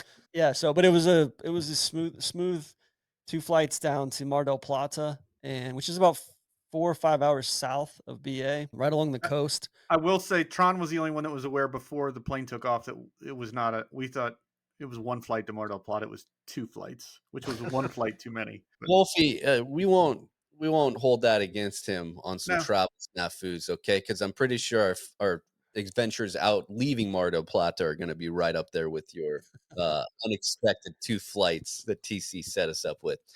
Deej, we mentioned that we had a rental car up in Cordoba. When we landed in Mar del Plata, we were just taxis because we knew we were only there for basically 24 hours. So taxi from the airport down to the hotel. And it was this is, I think, when we realized, so there's 6 of us total. So we ended up in all the luggage and shit. We had to get 3 different taxis. This is when we realized there's no stop signs in Argentina, which was kind of None. news. None at all. So it's kind of a best of intentions, but if you make it there first, you kind of got the right of way situation. So people are just ripping through side streets, like almost getting clipped. It's one of those things that would never ever be able to happen in America because people are so protective of their cars there. They'll just like, oh yeah, you go right ahead. In America, there would be, 15 people crashing into each other, but it was a very interesting trip down to the hotel. Yeah, whoever's on the right side, I guess, has right side or the busier street. Like there's some streets where it's pretty clear who gets the right of way. But yeah, that was kind of. I mean, Mar del Plaza is a pretty big city. It would be like what the equivalent of like Fort Lauderdale or something. yeah, it's beach town for sure. Yeah, kind of Big a. high rises right by the water. I think the according to Wikipedia, the urban population is 680,000, like within the city limits. And yeah, big port city, and Maybe that swells though. It is their yeah, vacation They were destination. all So at the beach the day we were there. All 680,000 of them were at the beach. It was incredible. It was like Bondi Beach, but for miles and miles. I mean, it was just packed. You couldn't even see the sand. There were so many people standing. It was crazy yeah. how many people there were there. It looks like the beaches on the French Riviera, or just umbrellas for tens of miles. And then yeah, you just like Mar del Plata, aka Playa Grande, is the golf course. It's a little bit south of kind of the casino and kind of the urban core there. And there's a big Sheraton next door, like massive, one of the most unsightly hotels I think I've ever seen before. And so we stayed there, right next to the course, and walked over the next morning. And we had a great dinner that night. More of a seafood centric cuisine down in those parts, and then walked over to the club, and it was like what a magical day we had out there. Just felt like, at times it felt like you were in San Francisco with big cypress trees on the back end of the property there. The big Argentinian naval base is right there. Like their Annapolis is right Yeah. there. Now, granted, they don't really have their navies had some problems over the years. Setbacks. Just Yeah. yeah, They're just taking some some L's. setbacks. Taking some Yeah, L's. lack of equipment and Lack of faith. resources. Yeah, but yeah, in this course is just hard up against the city and the coast, and it looks like it shouldn't exist. And it's kind of as close as you'll get to Scotland or England outside of it. I mean, true Linksy. 10 of 10 spots. I don't even know what the value of the land that it sits on there. But Wolfie, I think this is one of the most interesting parts of just kind of the how Mar del Plata, the golf club, got there, and tying it back to the railroad development. Yeah. So Mar del Plata, the city as a whole, definitely. I've been there a couple times now, and it's even more of a heavy Italian feel. My understanding is that the in the boom years, that's from the turn of the century until the late 20s when it started to started to go downhill. The English were the investing class. They were the kind of managerial class, and they were the ones that brought golf with them. But the people that were actually doing all the work were Italians. That's where the labor came in to build the railroads that were, whether it was for the agriculture industry or the whatever. It was the Italians that were doing it. And that's where like the soccer came from, and in the soccer teams, and the whole kind of culture around the big rivalries with different groups with the Boca Juniors and the River Plata and all that stuff. But so you feel that overall in Mar del Plata stronger than anywhere else. On the golf course, though, I thought very English feel, as far as it was. Again, Juan Denton is the name that's on the scorecard and stuff, but they had a couple different versions. That they had original holes that were literally right on the sand dunes. They've since have moved. They moved inland. I don't know, 200 yards or 150 yards, although kind of up onto the bluff and looking down. Henry Cotton was there. He had a long time association with Argentine golf, and he'd come through Mar del Plata, and there were a number of pros kind of turn of the century, touring pros and exhibition matches and stuff like that. Golf wise, as Tron said, you can the comparisons. I mean, it's a short course, it's a quirky course. You're not going to lose a ball. You can play there all summer unless you hit a ball over the fence. You're not going to lose a golf ball. There's no water. Some riveted bunkers. That's pretty cool. 5 par 3s, I think. Paspalum greens. Yeah, Paspalum greens. Yeah. They were firm. They weren't as firm as they were the last time I was there, and they weren't as firm as they were going to be the following week. So the south of Argentine Open, which is like the second biggest tournament of the year that they in the country, was being played there the next week, and we could kind of tell that they were a couple days away from dialing them all the way up, but that's what they were prepping for. And it was plenty of challenge. All the challenges from 100 yards in. I mean, it is not a real long golf course, and as firm as it is, the ball rolls forever, but plenty of opportunities to, make bogey from 100 yards in the middle of the fairway. One of those And places. a couple of holes too, like they had to reroute a few of the holes on the far side of the property. This short par 4, especially, that I think a city council member or a member of the Argentine Congress got hit with a ball by, I think, a Can't be having visiting that. junior, and had to, so the course was closed for months, and then basically they rerouted the hole, and you can't hit more than like a 7-iron, and you got to stay left of this hole in the middle of the fairway, and Yeah. da da da da. But yeah, kind of fascinating there. And then the way it plays up and along and down and then back up this dune on like the low edge of the property there towards the, I guess that would be the east, was really interesting. But one of those places that squeezes more juice out of a small piece of land than just about anywhere you'll ever see. Yeah. So, and then the clubhouse is just, I mean, one of the coolest buildings I've ever been in. That ceiling, I don't know what you call that, kind of not like a barrel ceiling, but all sorts of kind of 3D stuff going on with the brickwork up there, and the flags of all the founding clubs of the Argentine Golf Association or the AAG. I mean, true craftsmanship that like you simply can't fathom these days. Again, just all the all the little things. They had like barber's chairs in the locker room where the guys used to get shaved in the morning, and they had heaters like down by the feet, so like your feet wouldn't get cold while you were in the locker room getting shaved in the morning, or after you play golf. Like just all these little things that like you can just tell, like in 1925, like this was the center of, this was as good as anywhere in 1925. This was the French Riviera. This was Morfontaine. This was, as far as luxury and people in tuxedos and mixing golf with, just the world at your feet. That's what Mar del Plata was. Still, I think still retains some of that feel. So it was kind of described to us today as a kind of the Seminole of Argentina, where, if you're a pretty good golfer and you're into golf and the right folks, whatever, at your local club, whether it's in Cordoba or down south or in Buenos Aires or whatever, everybody wants to be a member at Mar del Plata for your second club, because that's where you're going to go on the weekends, especially in the summertime to get down to the beach, and everybody wants that as like their second membership, and that's the one that's kind of tough to get into is Mar del Plata. So, DJ, do you remember the feeling when we were at Stockholm Golf Club and you're For like, sure. wow, the city is kind of coming in on you? That's how one side of Mar del Plata felt when you were up against a major road that borders it on the, I don't know what side that would be, the west or south or maybe, who knows. And then the other side is just the ocean and the naval base. And it's kind of, the way and where it sits is truly a special feeling. TC mentioned all-time spot, patio, and then there were I actually think it might have been the members' room where we actually had our luncheon that had the really cool ceilings and the flags and stuff like that. Massive wood bar. Yeah.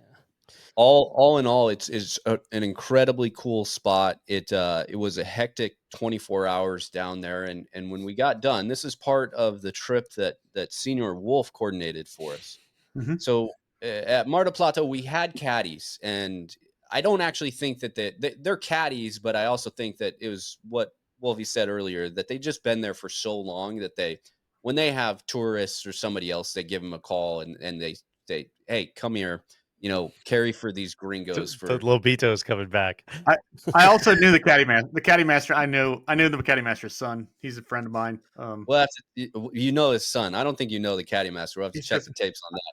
I know him as well as I can for not speaking a word of English. He doesn't speak a word of English, and I don't speak any Spanish. So, but Wolfie, of course, being the incredible host down there, gifted a set of golf clubs to the caddy master that he could provide to any of the juniors that are coming up around there. An incredible gesture. And then we also had one of the caddies that I think who's he caddying for right now?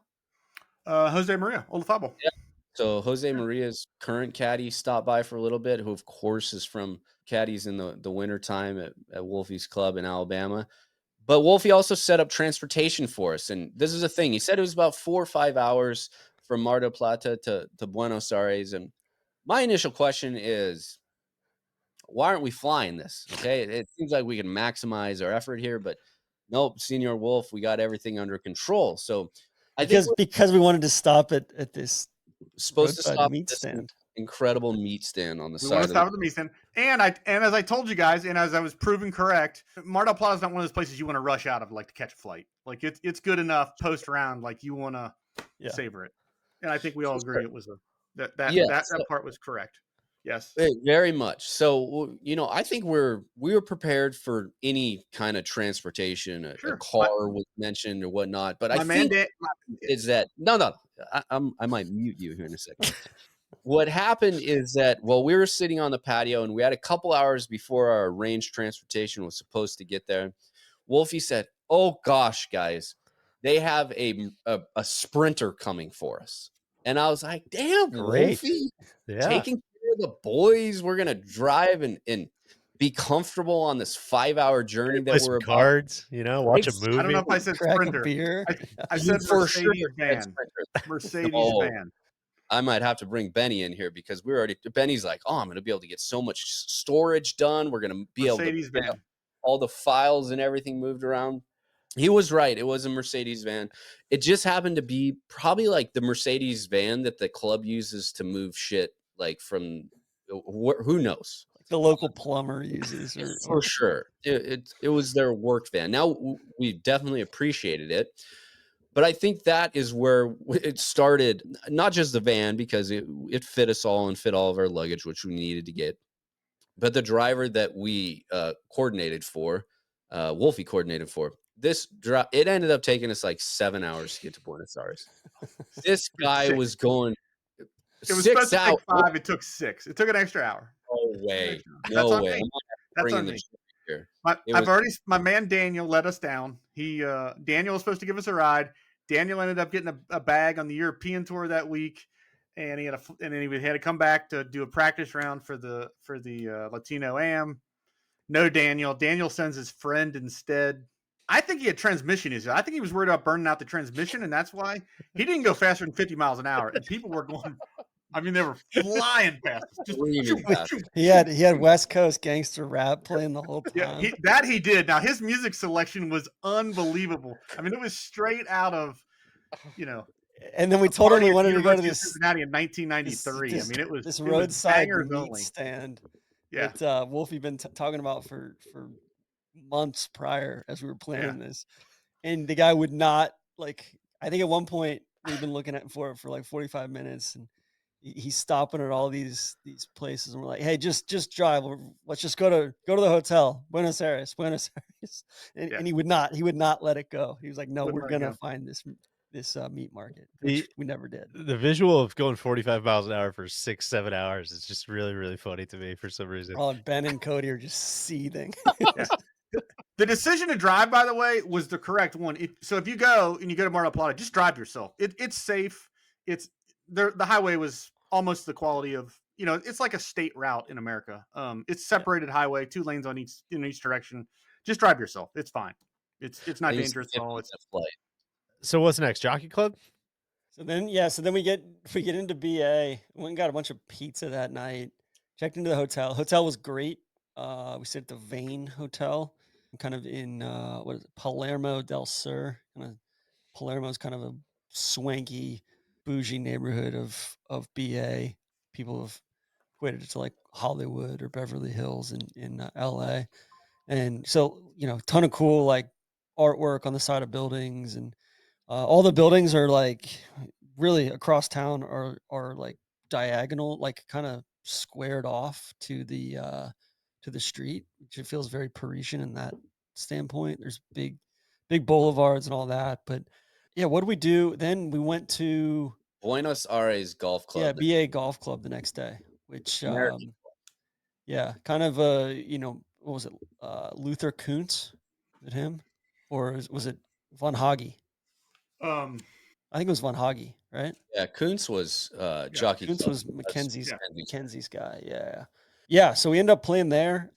I think it was an interesting, a lot of containment mounting out there. Deej, our guy TBC Jed would have been Not about it. appalled by it. Yeah. But yeah, certainly they had the what was that? The World Cup of Golf. Correct. There where Tiger Yeah. played. the big one with Tiger and hit the ball. V Cabrera there. I think that was in 2000. And that's kind of like, the only exposure that they've ever had to Tiger Woods. But no, it's an incredible spot. So I think they have 27 holes there, correct? Yeah, 3 9s. Yeah. Yep. Yeah, 27. We played the one 18. They had another 9 that were, I think it was the only course that we were at. Of course, we drove past a couple days later, San Andres and San Isidro, that actually had like work going on. So they're resurfacing their greens, or as they say in Argentina, they're changing the carpets. All right. Yeah. So That's a good phrase. I carpets. really like that. They were all getting, relayed down there, and it was cool. The golf course, interesting. Powerline Nash. Shout out to I can't even remember what that guy's hand anymore. Big power line. But big power lines, some big houses built to be a development, and that's exactly what they got. So mounds, a little bit of trickery, some good some cool holes out there. Scenery on the houses that neighbored some of the holes, but a ton of fun. Whoa! Are we just gonna go right past this, or are we gonna talk about the orgy?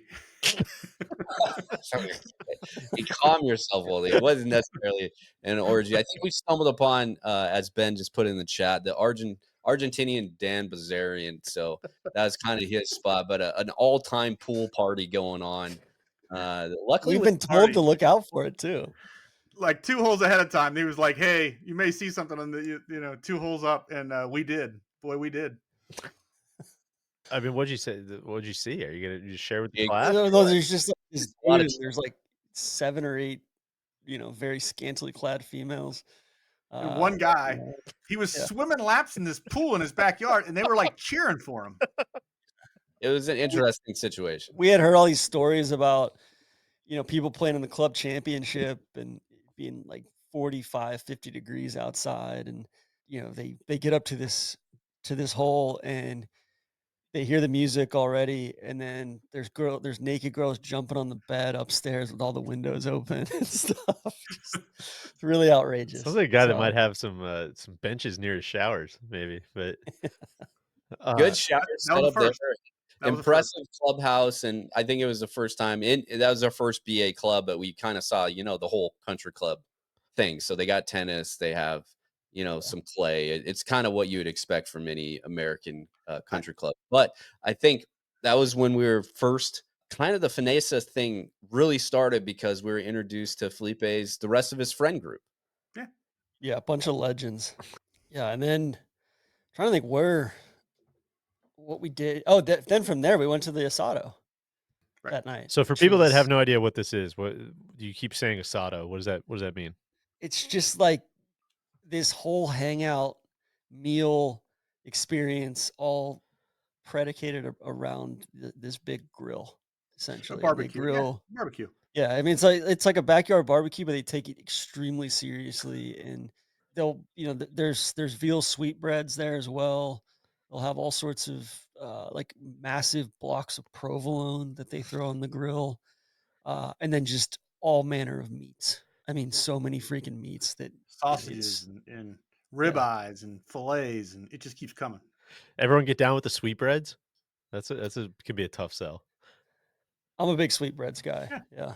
The grilling method is they have a sidecar where they get the charcoal, like lump coal, red hot, and then with the shovel they move it over underneath the meats, and then it's like one of those huge racks with the wheel, and you can like lower it or raise it or lower it with the wheel to so you don't have to keep flipping it back and forth and stuff like that. It's controlled by how high or low you make it. And this was a big operation. I mean, this thing was holding, it held meat for 15 guys or whatever, 12 guys. Yeah, and props to Mateo, who was our host, who was the Yeah. Asado master, and he, he was a legend, kind of wise beyond his years. And actually, Deej, that was where we were when we FaceTimed you or texted you. We were watching TGL that night at his place. I also was trying to take some Uber cinematic drone footage as we were enjoying the backyard Asado festivities and ran it straight into a tree, which is tough. But we Sounds like no rested. casualties though. No, we're fine. Yeah. Totally fine. Nothing injured, and worked the rest of the trip. And Asado just being open fire cooking, but they'll say, and hopefully this comes through in the video too. It's about a lot more than just cooking meat. It's about the hang. It's about the people. It's about being incredibly present and dripping chimichurri on every possible animal product that you can, and drinking and washing it all down. Now, Mateo, he graciously invited us. Him and his brother were running things, but it was his dad's house, kind of out of town. So an incredible home, incredible. We're probably going to roll some pictures in here, but just the setup, everything going on there was like, wow, I can't believe this is where we're at in Argentina, and we're enjoying this evening with these people who are just excited and they're absolute NLU sickos and could call out all of the inside jokes of Solly's Bitcoin obsession to TC and like what exactly is a monitoring list? How do you do that? To like, is Neil ever gonna figure out like how to control his ball flight? Like, knew everything about it. So it was really cool, very, very special evening. And we got some ice cream at the end of the day. So it capped it all off. Perfect day. While I was digesting 4.5 pounds of meat, it was also fascinating that when they say they're like trying, they're essentially like the Espanol version of no laying up, or that, that's what they're shooting for. it was fascinating. Like so Felipe, I would say was like I thought, I don't know, you guys can chime in, but or Ben and Cody can. I thought he was like the Solly of their operation, but we definitely met the Tron that night, and I think we met the DJ and we met the Neil. So it was kind of interesting, like the different guys that we got introduced to and like their cast of characters and how it works for their show and just talking to them about like how much European golf do you guys follow versus American and your take on things. It was just a nice night of like these guys said. I mean, nobody was looking at their phones, nobody was talking about building their brand or this or that. It was just golf, and it was like, how are these guys? These guys are sickos like we are, and how are they experiencing it? Like what are their inputs and what are their takeaways from based on their experiences versus what ours are? And I just thought it was a great night. Good guys, and same sport, same love for the game, but just their inputs are different than ours. It was quite cool to see. Ben, were you going to add something?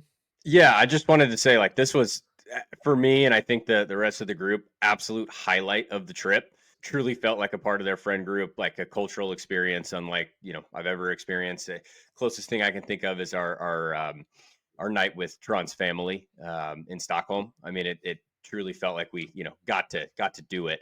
They will want me to say that this was an Asado e Fernet, which is different from a normal Asado. Basically, this means we're drinking and we're getting hammered while we're there, which is different because there's a big going out and club culture in BA specifically, where they would do just a standard Asado. They would not, get super bombed, and then they would start at the end of the night to drink the Fernet. Which, and then they would go out till like 8 a.m. basically. Yes, yeah. So you can't overdo it for that Asado. But this was an Asado e Fernet. Basically, it started at 8 o'clock. We didn't get out of there till 1 a.m, which was just all which was early by their standards. Yeah. All right, so just a total highlight that whole experience. Where are we going to next? We winding it down? We're going to Jockey. Yeah, going over to Jockey. We get there pretty slow day at Jockey. I think height of summer and trying to keep the course kind of fresh for the upcoming big tournaments.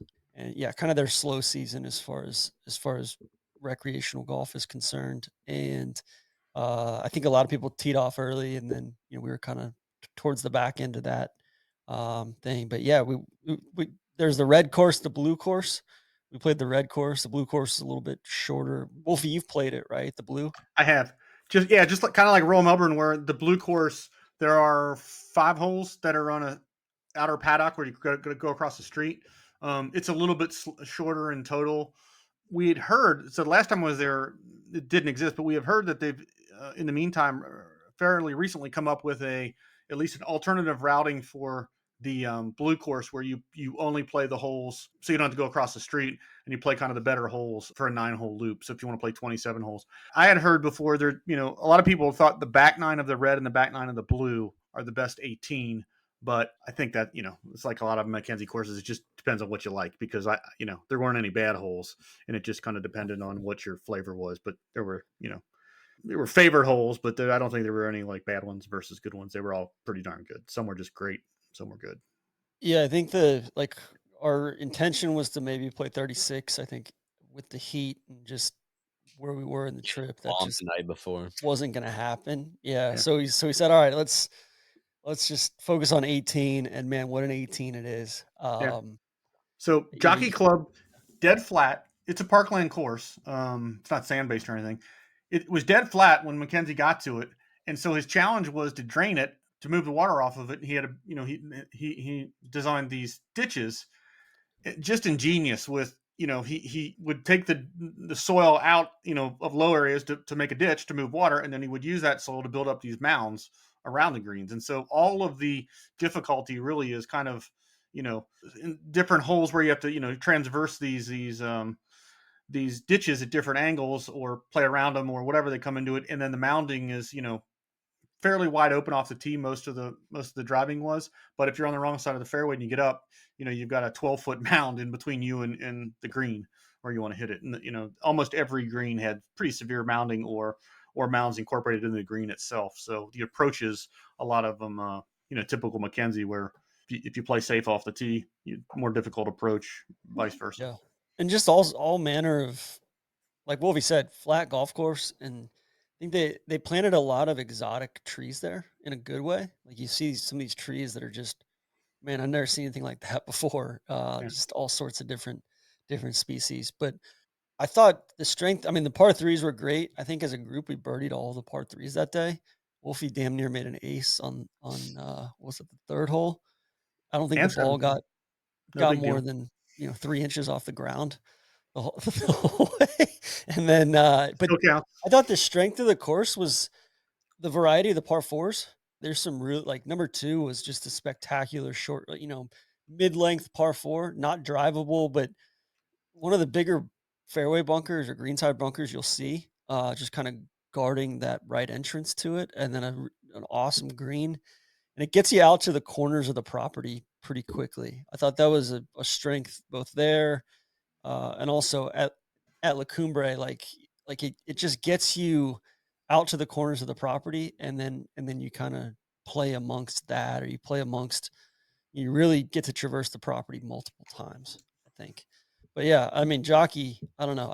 I felt like I said earlier with the whole McKenzie thing, I feel like every time I play one of his courses, I walk away just thinking, man, like we've been cheated as golfers that there's only 20, 25, 30 of these in the world, that there's just such a level of depth and detail and substance to them that you so rarely get with at least modern golf courses, and I would even say a lot of his contemporaries as well. It's true brilliance. I mean, that closing stretch there, it was like just pure cocaine. It was like 15, 16, 17, 18. 16's this wild par four kind of dog leg that's got all this mounding around the green that I guess used to be mowed tight, like, Yep. green height. And then 17 is this diabolical little par three. Wolfie hit one of the most heroic shots I've ever seen there after puking his guts out, Dry. the preceding 4 or 5 holes. Yeah. And then 18 is like kind of a play on 18 at the old course. Yeah.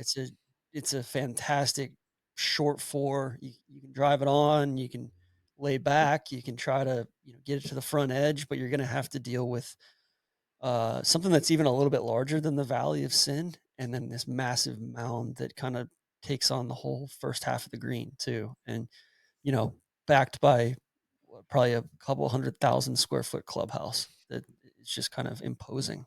I loved it. I can remember like every hole very vividly, even only having played it once. So McKenzie, very, very proud of the routing and the work that he did at the Jockey Club. At the Spirit of St. Andrews, he talks about the engineer that he had. We talked about him a little bit earlier, Luther Kuntz. And Kuntz is really the one that came in and figured out the ultimate drainage plan to get things routed around there because it is so flat. But from walking the land to flagging the property and laying the routing to floating the greens, McKenzie got done in 21 days. 21 days to get this golf course where it's at. And when he got done, what he writes in the Spirit of St. Andrews, we completed the contouring of this golf course. I'm very proud of the humps and bumps, swallows and hollows that we have created, which incidentally was done in 21 days. The captain of the golf club, a very able man and student of golf architecture, asked me, what am I going to do about the bunkering? I replied, the undulations we have created have such varied, interesting, and pleasurable tests for golf that we do not require a single bunker. Nevertheless, for the sake of appearances and for purposing and creating a more spectacular thrills, we will give you a few. And what is out there now is there's bunkers all over the place. Some of them make sense with advances in technology and everything else. A lot of really cool cross bunkers in fairways that are very much needed, or else you could, it's so firm and fast there. You could run driver a million miles, but others that you're like, I don't really know about that. That's kind of out of place. But it literally has the best everything that McKenzie offers from the rest of his there laid out on a completely piece of ground that really shouldn't be that interesting, but somehow he made it. Yeah. Yeah, it's Ver- truly ver- something that I love flat golf courses because I feel like it's just a blank canvas for a guy to impose. Hey, here's my design philosophy, warts and all. And I think whether it's a Lytham or I've never played Garden City, but just courses that it's like, hey, Kingston Heath, you've got to kind of maximize or extract the maximum amount of value out of that little piece of land. And so to see what McKenzie did, which and it's not natural, right? It's artificial stuff that he did, but it feels at no point does it feel unnatural. It's just it's greater than the sum of its parts and its true brilliance on to think that to marry up engineering and strategy and design in that way. Like even on some of the shorter par fours on the front, there's mounds in the middle of the fairway that are kind of above ground hazards that you've kind of got to clear and yeah, just brilliant. Yeah. A tough look for Buenos Aires Golf Club having to be on consecutive days with the Jockey Club back to back, because one shows a guy who knows what he's doing with mounding, and one shows a guy who didn't know what he was doing. And it's the Jockey Club is just a reminder, like it's dead flat. Like you could build that golf course anywhere, like any public golf course. There's nothing that was built when we built Yeah. that place that was expensive to do. They didn't build any ponds, like Cody said. They didn't build but a handful of bunkers originally. That golf course could be could be recreated at any municipal golf course in the United States for probably cheaper to build than it costs 90% of them, and cheaper to maintain. I mean, you're just mowing grass at those places. There's not a lot that they got to maintain even. Yeah, it's a little frustrating, I think, sometimes when you play them, that it's like, why can't we have more of this? Because this is so good. It's fun. Old people can play it. Little kids can play it. Nobody's going to lose a ball. Everybody can play it in 4 hours. Extremely walkable, cheap to maintain, cheap to build. Like, why in the hell did we get away from this? Wolfie, we were How to get away devastated. from this? We were devastated when we found out that the turn house or the That Asado was shack behind that was a tough 11 scene. We've been told closed. best hot dog in the country. We needed it. It was not on. It was on what, 12, I think, because they use Yeah, I it think for it the was it was after 11 green, 12 blue tee. course and the red course. Cody was kind of feeling himself at that point in the round. He was hitting some pretty strong long irons. The ball was staying in the air a long time for him. I think he was feeling like he was maybe going to come out of this trip, with a 500 record at that point. Obviously, that was not to be. But that turn house being locked, that was a tough 3 or 4 minutes, I think, in my life. Like that reality setting in that, like, I'm not getting a hot dog here, and in fact, I'm not even going to get any water for the next hour. That was really tough. Was this the last course you guys played? That was the last course, and then Last yeah, the call. next day we went out. Actually, that night we went to a place called El Preferido for dinner with our friend Mateo. Tough table to get in town, and kind of a modern spin on Argentine classics. We had a bunch of Fernet and sodas that night, which kind of make there at the table with soda water. It was great.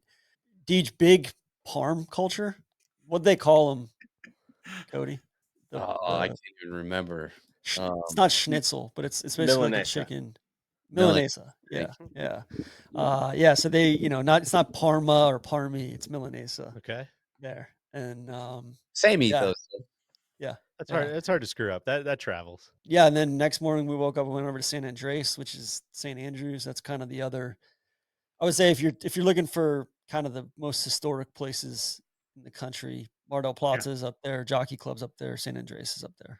Right? So San Andreas was the first golf course ever built in Argentina. Mungo Park, the great Mungo Park. Sure. I think like 1894, something like that. Don't quote me on that one, but pre 1900. It's the one with, they've got a couple RNA members there, and they've got their own stop on the train, and they got a water tower with the club logo on it. It's definitely real old school. I've played it before. It's real tight. It's real short, and it's got ferocious Bermuda rough. That's what I remember about it the most, is how thick. Not real tall, but just thick, ferocious. You missed fairways there, but yeah, it's that's another one I think that was kind of in Yeah. that clique of old school Argentine courses. Yeah, so we stopped there. We stopped at San Isidro, which is right there across the street from the Jockey Club as well. Another pretty well thought of BA course. Then we drove out to A good thing to point out about San Isidro is that not only right next door to Jockey, but it's a Coots original. So when he got done with everything at the 36 helping MacKenzie, you literally just went right next door and they're like, hey, build another course over here for the rival club. And he's like, sure, man, give me your money. Another one that I haven't seen that is on my list like for the next time is a place called Olivos, which a lot of people talk about too, which was a same thing. It was a Luther Kuntz right around that Kind of same to a time, late man. 20s. Everybody we talked to, we talked to Grillo about it out in Monterey last week. Everybody was like, yeah, Olivos is probably the best, their favorite course in Argentina. So leaves us something to go back and see, and probably the best manicured, conditioned course in the country as well. But And we it was being we drove aerated. out that afternoon to Pilar Golf Club to go to the LAC, the Latino America Championship. That's kind of the home of Argentine like developmental golf. Like they've got a big, their offices are out there. They've got a big hotel on site, driving range, all of that. And I think it's a Jack Nicklaus course, pretty American style test out in the suburbs. So stop by that, and it was cool. I mean, you walk out there, and there's a kid from Haiti in one of the groups. There's a couple of kids from UNF. There's you've got Peruvians, Colombians, Chileans, and they're all wearing their their team uniform or their country colors and everything, which was cool. So it's impressive to see what Augusta and the RNA and the USGA have set up, really in the last decade. I think it was the 10th iteration of it.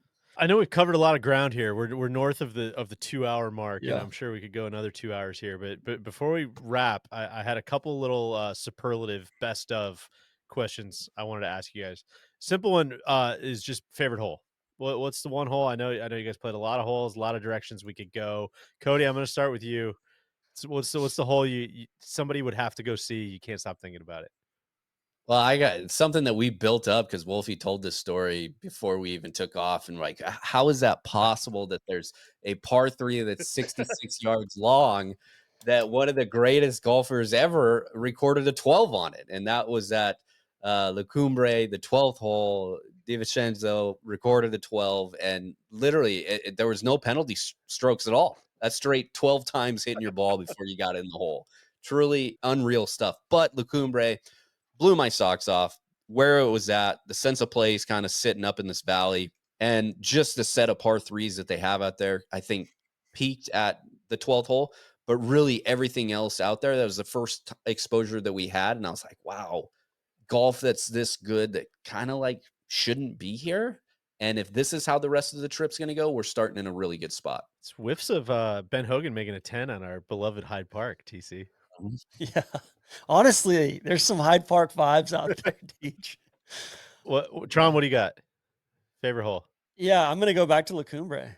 I think number 8, that short par 4 out there was, I thought just really going through favorite par 3s, favorite par 4s, favorite par 5s. La Cumbre just keeps punching way above its weight. Like I thought, number 10 at Jockey was all world, probably not a par 5 at this point, probably more of a long par 4, which is You can tell your seeing story out there. It's okay. We'll leave that for the we'll leave that for the video. But no, I think, Jockey was very much like greater than the sum of its parts of just a lot of like 7s, 8s, 9s put together. Whereas I thought La Cumbre, even like other holes at La Cumbre, I think it was number 11 out there, par 4, that's, you're just playing kind of between these dunes and blind tee shot up to blind green, wild stuff. So Wolfie? They picked 2 pretty good ones, so I got to throw at least one in here for Mar del Plata. So because that's my favorite course of the trip. I'm gonna go with 13 at Mar del Plata. It's a long par 5. It's on the the eastern side of the property, right along the beach. You start real low. You start at the lowest point of the course basically, and you hit up over this over the up on top of you hit back onto the plateau. Kind of a blind drive. You want to aim much farther left than you're comfortable doing. As firm not as kind it of is, a blind drive, a blind. it's a blind drive. Yeah, essentially you got to pick out like which hotel you want to aim at in the distance. Yeah, second shot is, if you nut a drive and you nut a 3-1, I think you can probably get there. What I like about it, I'll just remember about it, is there's this just real small bunker short right of the green, maybe 40 yards short. And it's not a very big bunker, but it's in the perfect place. It's just exactly like, if you clear it, your ball can roll all the way down onto the front of the green and trundle, in and give yourself a, two putt for birdie. And if you go into that bunker, you're not going to get it out onto the green. And now you're trying to get up and down for par on a pretty birdieable hole. So it takes a lot real advantage. The gentle slope from like 200 yards down, towards that down corner is just visually kind of cool. And I don't know, there's something about it, kind of reminds me too of St. Andrews, where a lot of the courses in the UK that are out and back, where there's something cool about the last hole where you go out before you turn around and start heading back to the clubhouse. Whether it's like 11 or 12 at St. Andrews or wherever, everybody's got a favorite one, but something about that is just I always like that feeling it gives me. And 13 at Mar del Plata, par 5. Well, the other one I wanted to get on, I feel like this has to be a staple of any travel pod we do going forward. This is Randy did this on the trap draw from his honeymoon, but the 5 senses game, I feel like is just a no-brainer. So you do favorite smell, favorite sound, favorite touch, favorite sight, favorite taste. And I might be kind of springing this on you guys, so apologies if you need a second to think about it, but I'll start with an easy one. TC, I'll go with you. Favorite taste has got to be one of the fastest ones to recall, I would imagine. Yeah, favorite taste. Gosh, probably the refreshing nature of the Fernet and soda. Fernet rules. Yeah, just kind of the both taste and feel of it, right? Like the kind of the tongue feel and just that fresh soda on your tongue, those bubbles. What do the other guys got? What do you got? Favorite taste, Cody? I'm going to go to our Asado night at Mateo's house. Not only the meats that we're rolling off there, but specifically, shout out to our friend Zach Lee. He sat and told Benny and I, like, hey, you got to get this chorizo sandwich. They put, I don't remember if it was chimichurri or some basil thing on it, but all time on some crunchy bread there. Just absolutely, like, if I could make that sandwich here today, I would every single day. You just can't find the meat, man. Their chorizo is a lot different than the chorizo that we have available in the States. Choripan, right? Choripan. There we go. Wolfie? Yeah. I think just the seafood overall that we had down in Mar del Plata at that restaurant that Tron found down there, just fresh. Felipe found it. I didn't find Felipe it. found it. Yeah, not overly seasoned or anything like that. Just good, clean seafood. It was right spot in the trip for that. We had enough meat. We knew we were heading for more meat the next day. It was a good time to just have a kind of a seafood dinner, and that was a good one. Shock of the century here that Wolfie didn't go with any of the ice that he consumed, because I've never seen a man hunt down ice at the level in which Wolfie does. That might have been touch. Get it in these little buckets that they would put on the table. That might have been yellow. Might have been his favorite touch. I'm not drinking a warm Coke when it's 104 degrees. A runner-up for me is the empanadas. Gotta be a big the empanadas were scene. Insanely good. Empanadas are underrated, just in general. Oh, sorry, it was vermouth with the soda, not Fernet. Okay, Fernet was with the Coke. Vermouth was with the soda. The point still stands. Wolfie, I'm going to snake back with you. Favorite smell? The mornings in El Portorillo, like, I think I woke up first both mornings, and just you could walk right out your back porch and look down on the 7th green right there. The sounds and the smell, both like fresh cut grass, and the air is so clean, and there was just a little chill in the air, and just it was like a nice October morning in Alabama. It's just a nice just a nice way to wake up in the morning. That was nice, peaceful almost. That was really almost all 5 senses at once. We're just barefoot and having a glass of orange juice and sitting out on a little veranda there, overlooking the 7th hole, and that was great.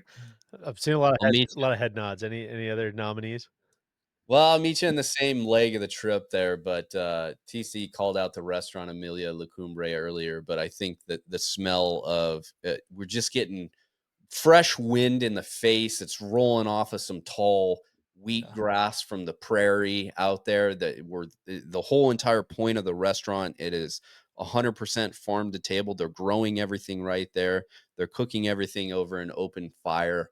And just the combination of all of that going on is just unbelievable. And lavender everywhere. There's just all sorts of succulents and lavender. I would say just the smell of the locker room at Jockey Club and just walking around that building, just it's kind of a unmistakable singular smell and that you kind of get in those kinds of clubs. That's just they've been around for 100 years and old wood and it's both good and bad, but it's just really distinctive. I Talcum would say that. powder, Yeah. hair gel. Yeah. All right, where are we at? Let's do favorite touch. Whoever wants to go first. Whoever has one spring to mind. I'll go with any of the Deej. Famously, I didn't play a lot of golf last year. This is the first time that I've played golf. Of course, this year we got 5 rounds in the tanks, but I'll take the touch of any of the feeling of those 13 birdies that I made on the trip. That's a good. Right? Yeah. That's what I'll go with. I like that. That's an easy one to work in. Favorite touch. I mean, it's not. I thought it sounds like the creek would have been the nominee. That's kind of where I would guess Yeah. your heads were going. Not being Swimming with the boys and all of our friends. No, honestly, the head and favorite shoulders touch. hits in that under that waterfall. No, favorite touch was just the touch of my feet hitting solid pavement or solid ground after we finally got to Buenos Aires. After the drive. Wolfie, anything else? I'm gonna go the touch of the shower in the Delta Lounge at the airport on my way home. That Latino am. I mean, no kidding. That was like legit as hot as I've been anywhere in the world ever. Like, I mean, that was like the worst day in Birmingham in July. I mean, it was hats off to the. We saw, I don't know, there were like 8 guys there from Augusta, and they all had on their green jackets, and they did not take those things off. And I mean, it had to be 105 degrees. I mean, it was one of those days where like you couldn't walk from the clubhouse to the to the shade behind the first tee without breaking a sweat. That entire day was just brutal. And we headed on over to, that was kind of a cramped ride to the airport in a hurry. And then when we got there, was able to change clothes and get a shower before hopping on our red eye home. And that was a nice feeling to get out of the golf clothes and get into a t-shirt and some flip flops and nice shower. All right, 2 more, then we'll wrap it up. We can do sight and sound together. Those should be. I feel like those are probably a little closer to the tip of the tongue. But whoever wants to go first. I'll say sight and sound of seeing and hearing Cody in the Star Alliance lounge on our way out. I thought he was going to get detained by the authorities. Forgot about that. What? I don't know about this. So I got hung up. We made it through security at Buenos Aires on our way home. Made it through security with TC and Ben. And then all of a sudden, my phone just started getting blown up by somebody calling me via WhatsApp. And I was like, oh, this is interesting. So finally, they followed up after 4 missed calls with a text message. There's like, Mr. McBride ? And I was like, sent yes. And they're like, oh, this is security at BA International. We need you to come to the police and inspect your luggage. And I was like, what's going on? Well, we travel with the drone, and all the excess drone batteries and stuff like that triggered the system. They didn't like the fact that there's that many drones. I guess they thought that they were taped together or something like that. And I had to remove them and put them in my carry-on. So in case there was a fire that, you could put it out safely. But in order to do this, to get to security, I had to go back out through normal. And then I basically went through the bowels of the BA International Airport down to the sorting room, just like that crazy ass movie that's on Netflix now. That's horrible. Carry on. And go through with the police. So I guess it's illegal for them to open up anybody's luggage. So I had to go down there, open everything up, show them, pull the shit out, and then try to make my way through security. Now, we showed up to the airport with like 2.5, 3 hours to spare. I arrived about 10 minutes before we started boarding. So the nice, relaxing lounge access that we were supposed to have to prepare, TC and Ben, you're loving life up there. And I'm just like stressed the fuck out. Any other sights or sounds? Just walking around BA one morning. One morning I got up, eyes woke up at 5:30 or whatever, and I knew I wasn't gonna be able to go back to bed. So walked around the city as the sun was coming up for just 10 blocks in each direction, so I wouldn't get lost. And good people, you travel all over the world, and we're lucky, that we get to do this kind of stuff. And it's nice that golf is a the common thread throughout it. But in the world today, with everybody yelling at everybody else about everything, it's nice to see different cultures and people, just trying to get the kids to school on time and waiting in line at their favorite bakery for coffee and a donut, and just seeing how, things go in other parts of the world. And at the end of the day, we're all just, trying to make our way through it. So that was good. Well, Wolfie, another highlight was getting the photo from you and then seeing you in person for the first time after your tooth came out. Yeah. This is Dr. Wolfie wouldn't have felt the same. We had a pretty formal event to be at 5 p.m. or at 7 p.m., but we had to leave the house because it was down in Tuscaloosa. On the day I landed at 9 a.m. and I had to get a dentist, haircut, dry cleaner. Yeah, a lot of things to check off in that afternoon when I landed. It was not a land and take a nap. It was land and get a new tooth put in. So that was nice. Wolfie I'll send you guys the screenshot of it. But Wolfie sent this, just him smiling and no tooth in there, and it went down the drain. So he lost. This will be in the video, I think. Yeah, so I brushed my teeth with I do an automatic toothbrush, and I do it in the shower, and the thing, it flew out and went down the drain like before I could even it's just gone. And then it's like, what do you do? You're in Argentina. Like, am I going to go to a dentist in Argentina and get a new tooth? Fortunately, it was that one right there in the front. Not only did he lose a tooth, that was a couple days into the trip, but to start the trip off, he also got robbed at the Atlanta airport. So yeah, that was nice. iPad. And then arrived without his golf clubs. Arrived without the golf clubs. 3 million. I've flown 3 million miles. That's a lot, folks. That's a lot. Yeah, I was in line at. I purposely booked like a 3-hour layover in Atlanta coming from Birmingham, and so because I could have taken one that was like 54 minutes. I was like, no, I don't want to be the guy who shows up late to Argentina and screws up Tron's carefully laid plans. So I purposely booked like a 3-hour layover. I go to Shake Shack and literally put my carry-on down to fill up my drink and turn back around, and the thing's gone like that quickly. And it got turned in, or it got abandoned, I guess, in a bathroom. They found it, but somebody had rifled through it and taken stuff out of it. What they take police. Out? Your iPad, a pair of shoes, brand new pair of shoes, FootJoys. So I go to the Atlanta police. They're closed for what is it, Martin Luther King Day? Jimmy Carter. Nobody at the airport.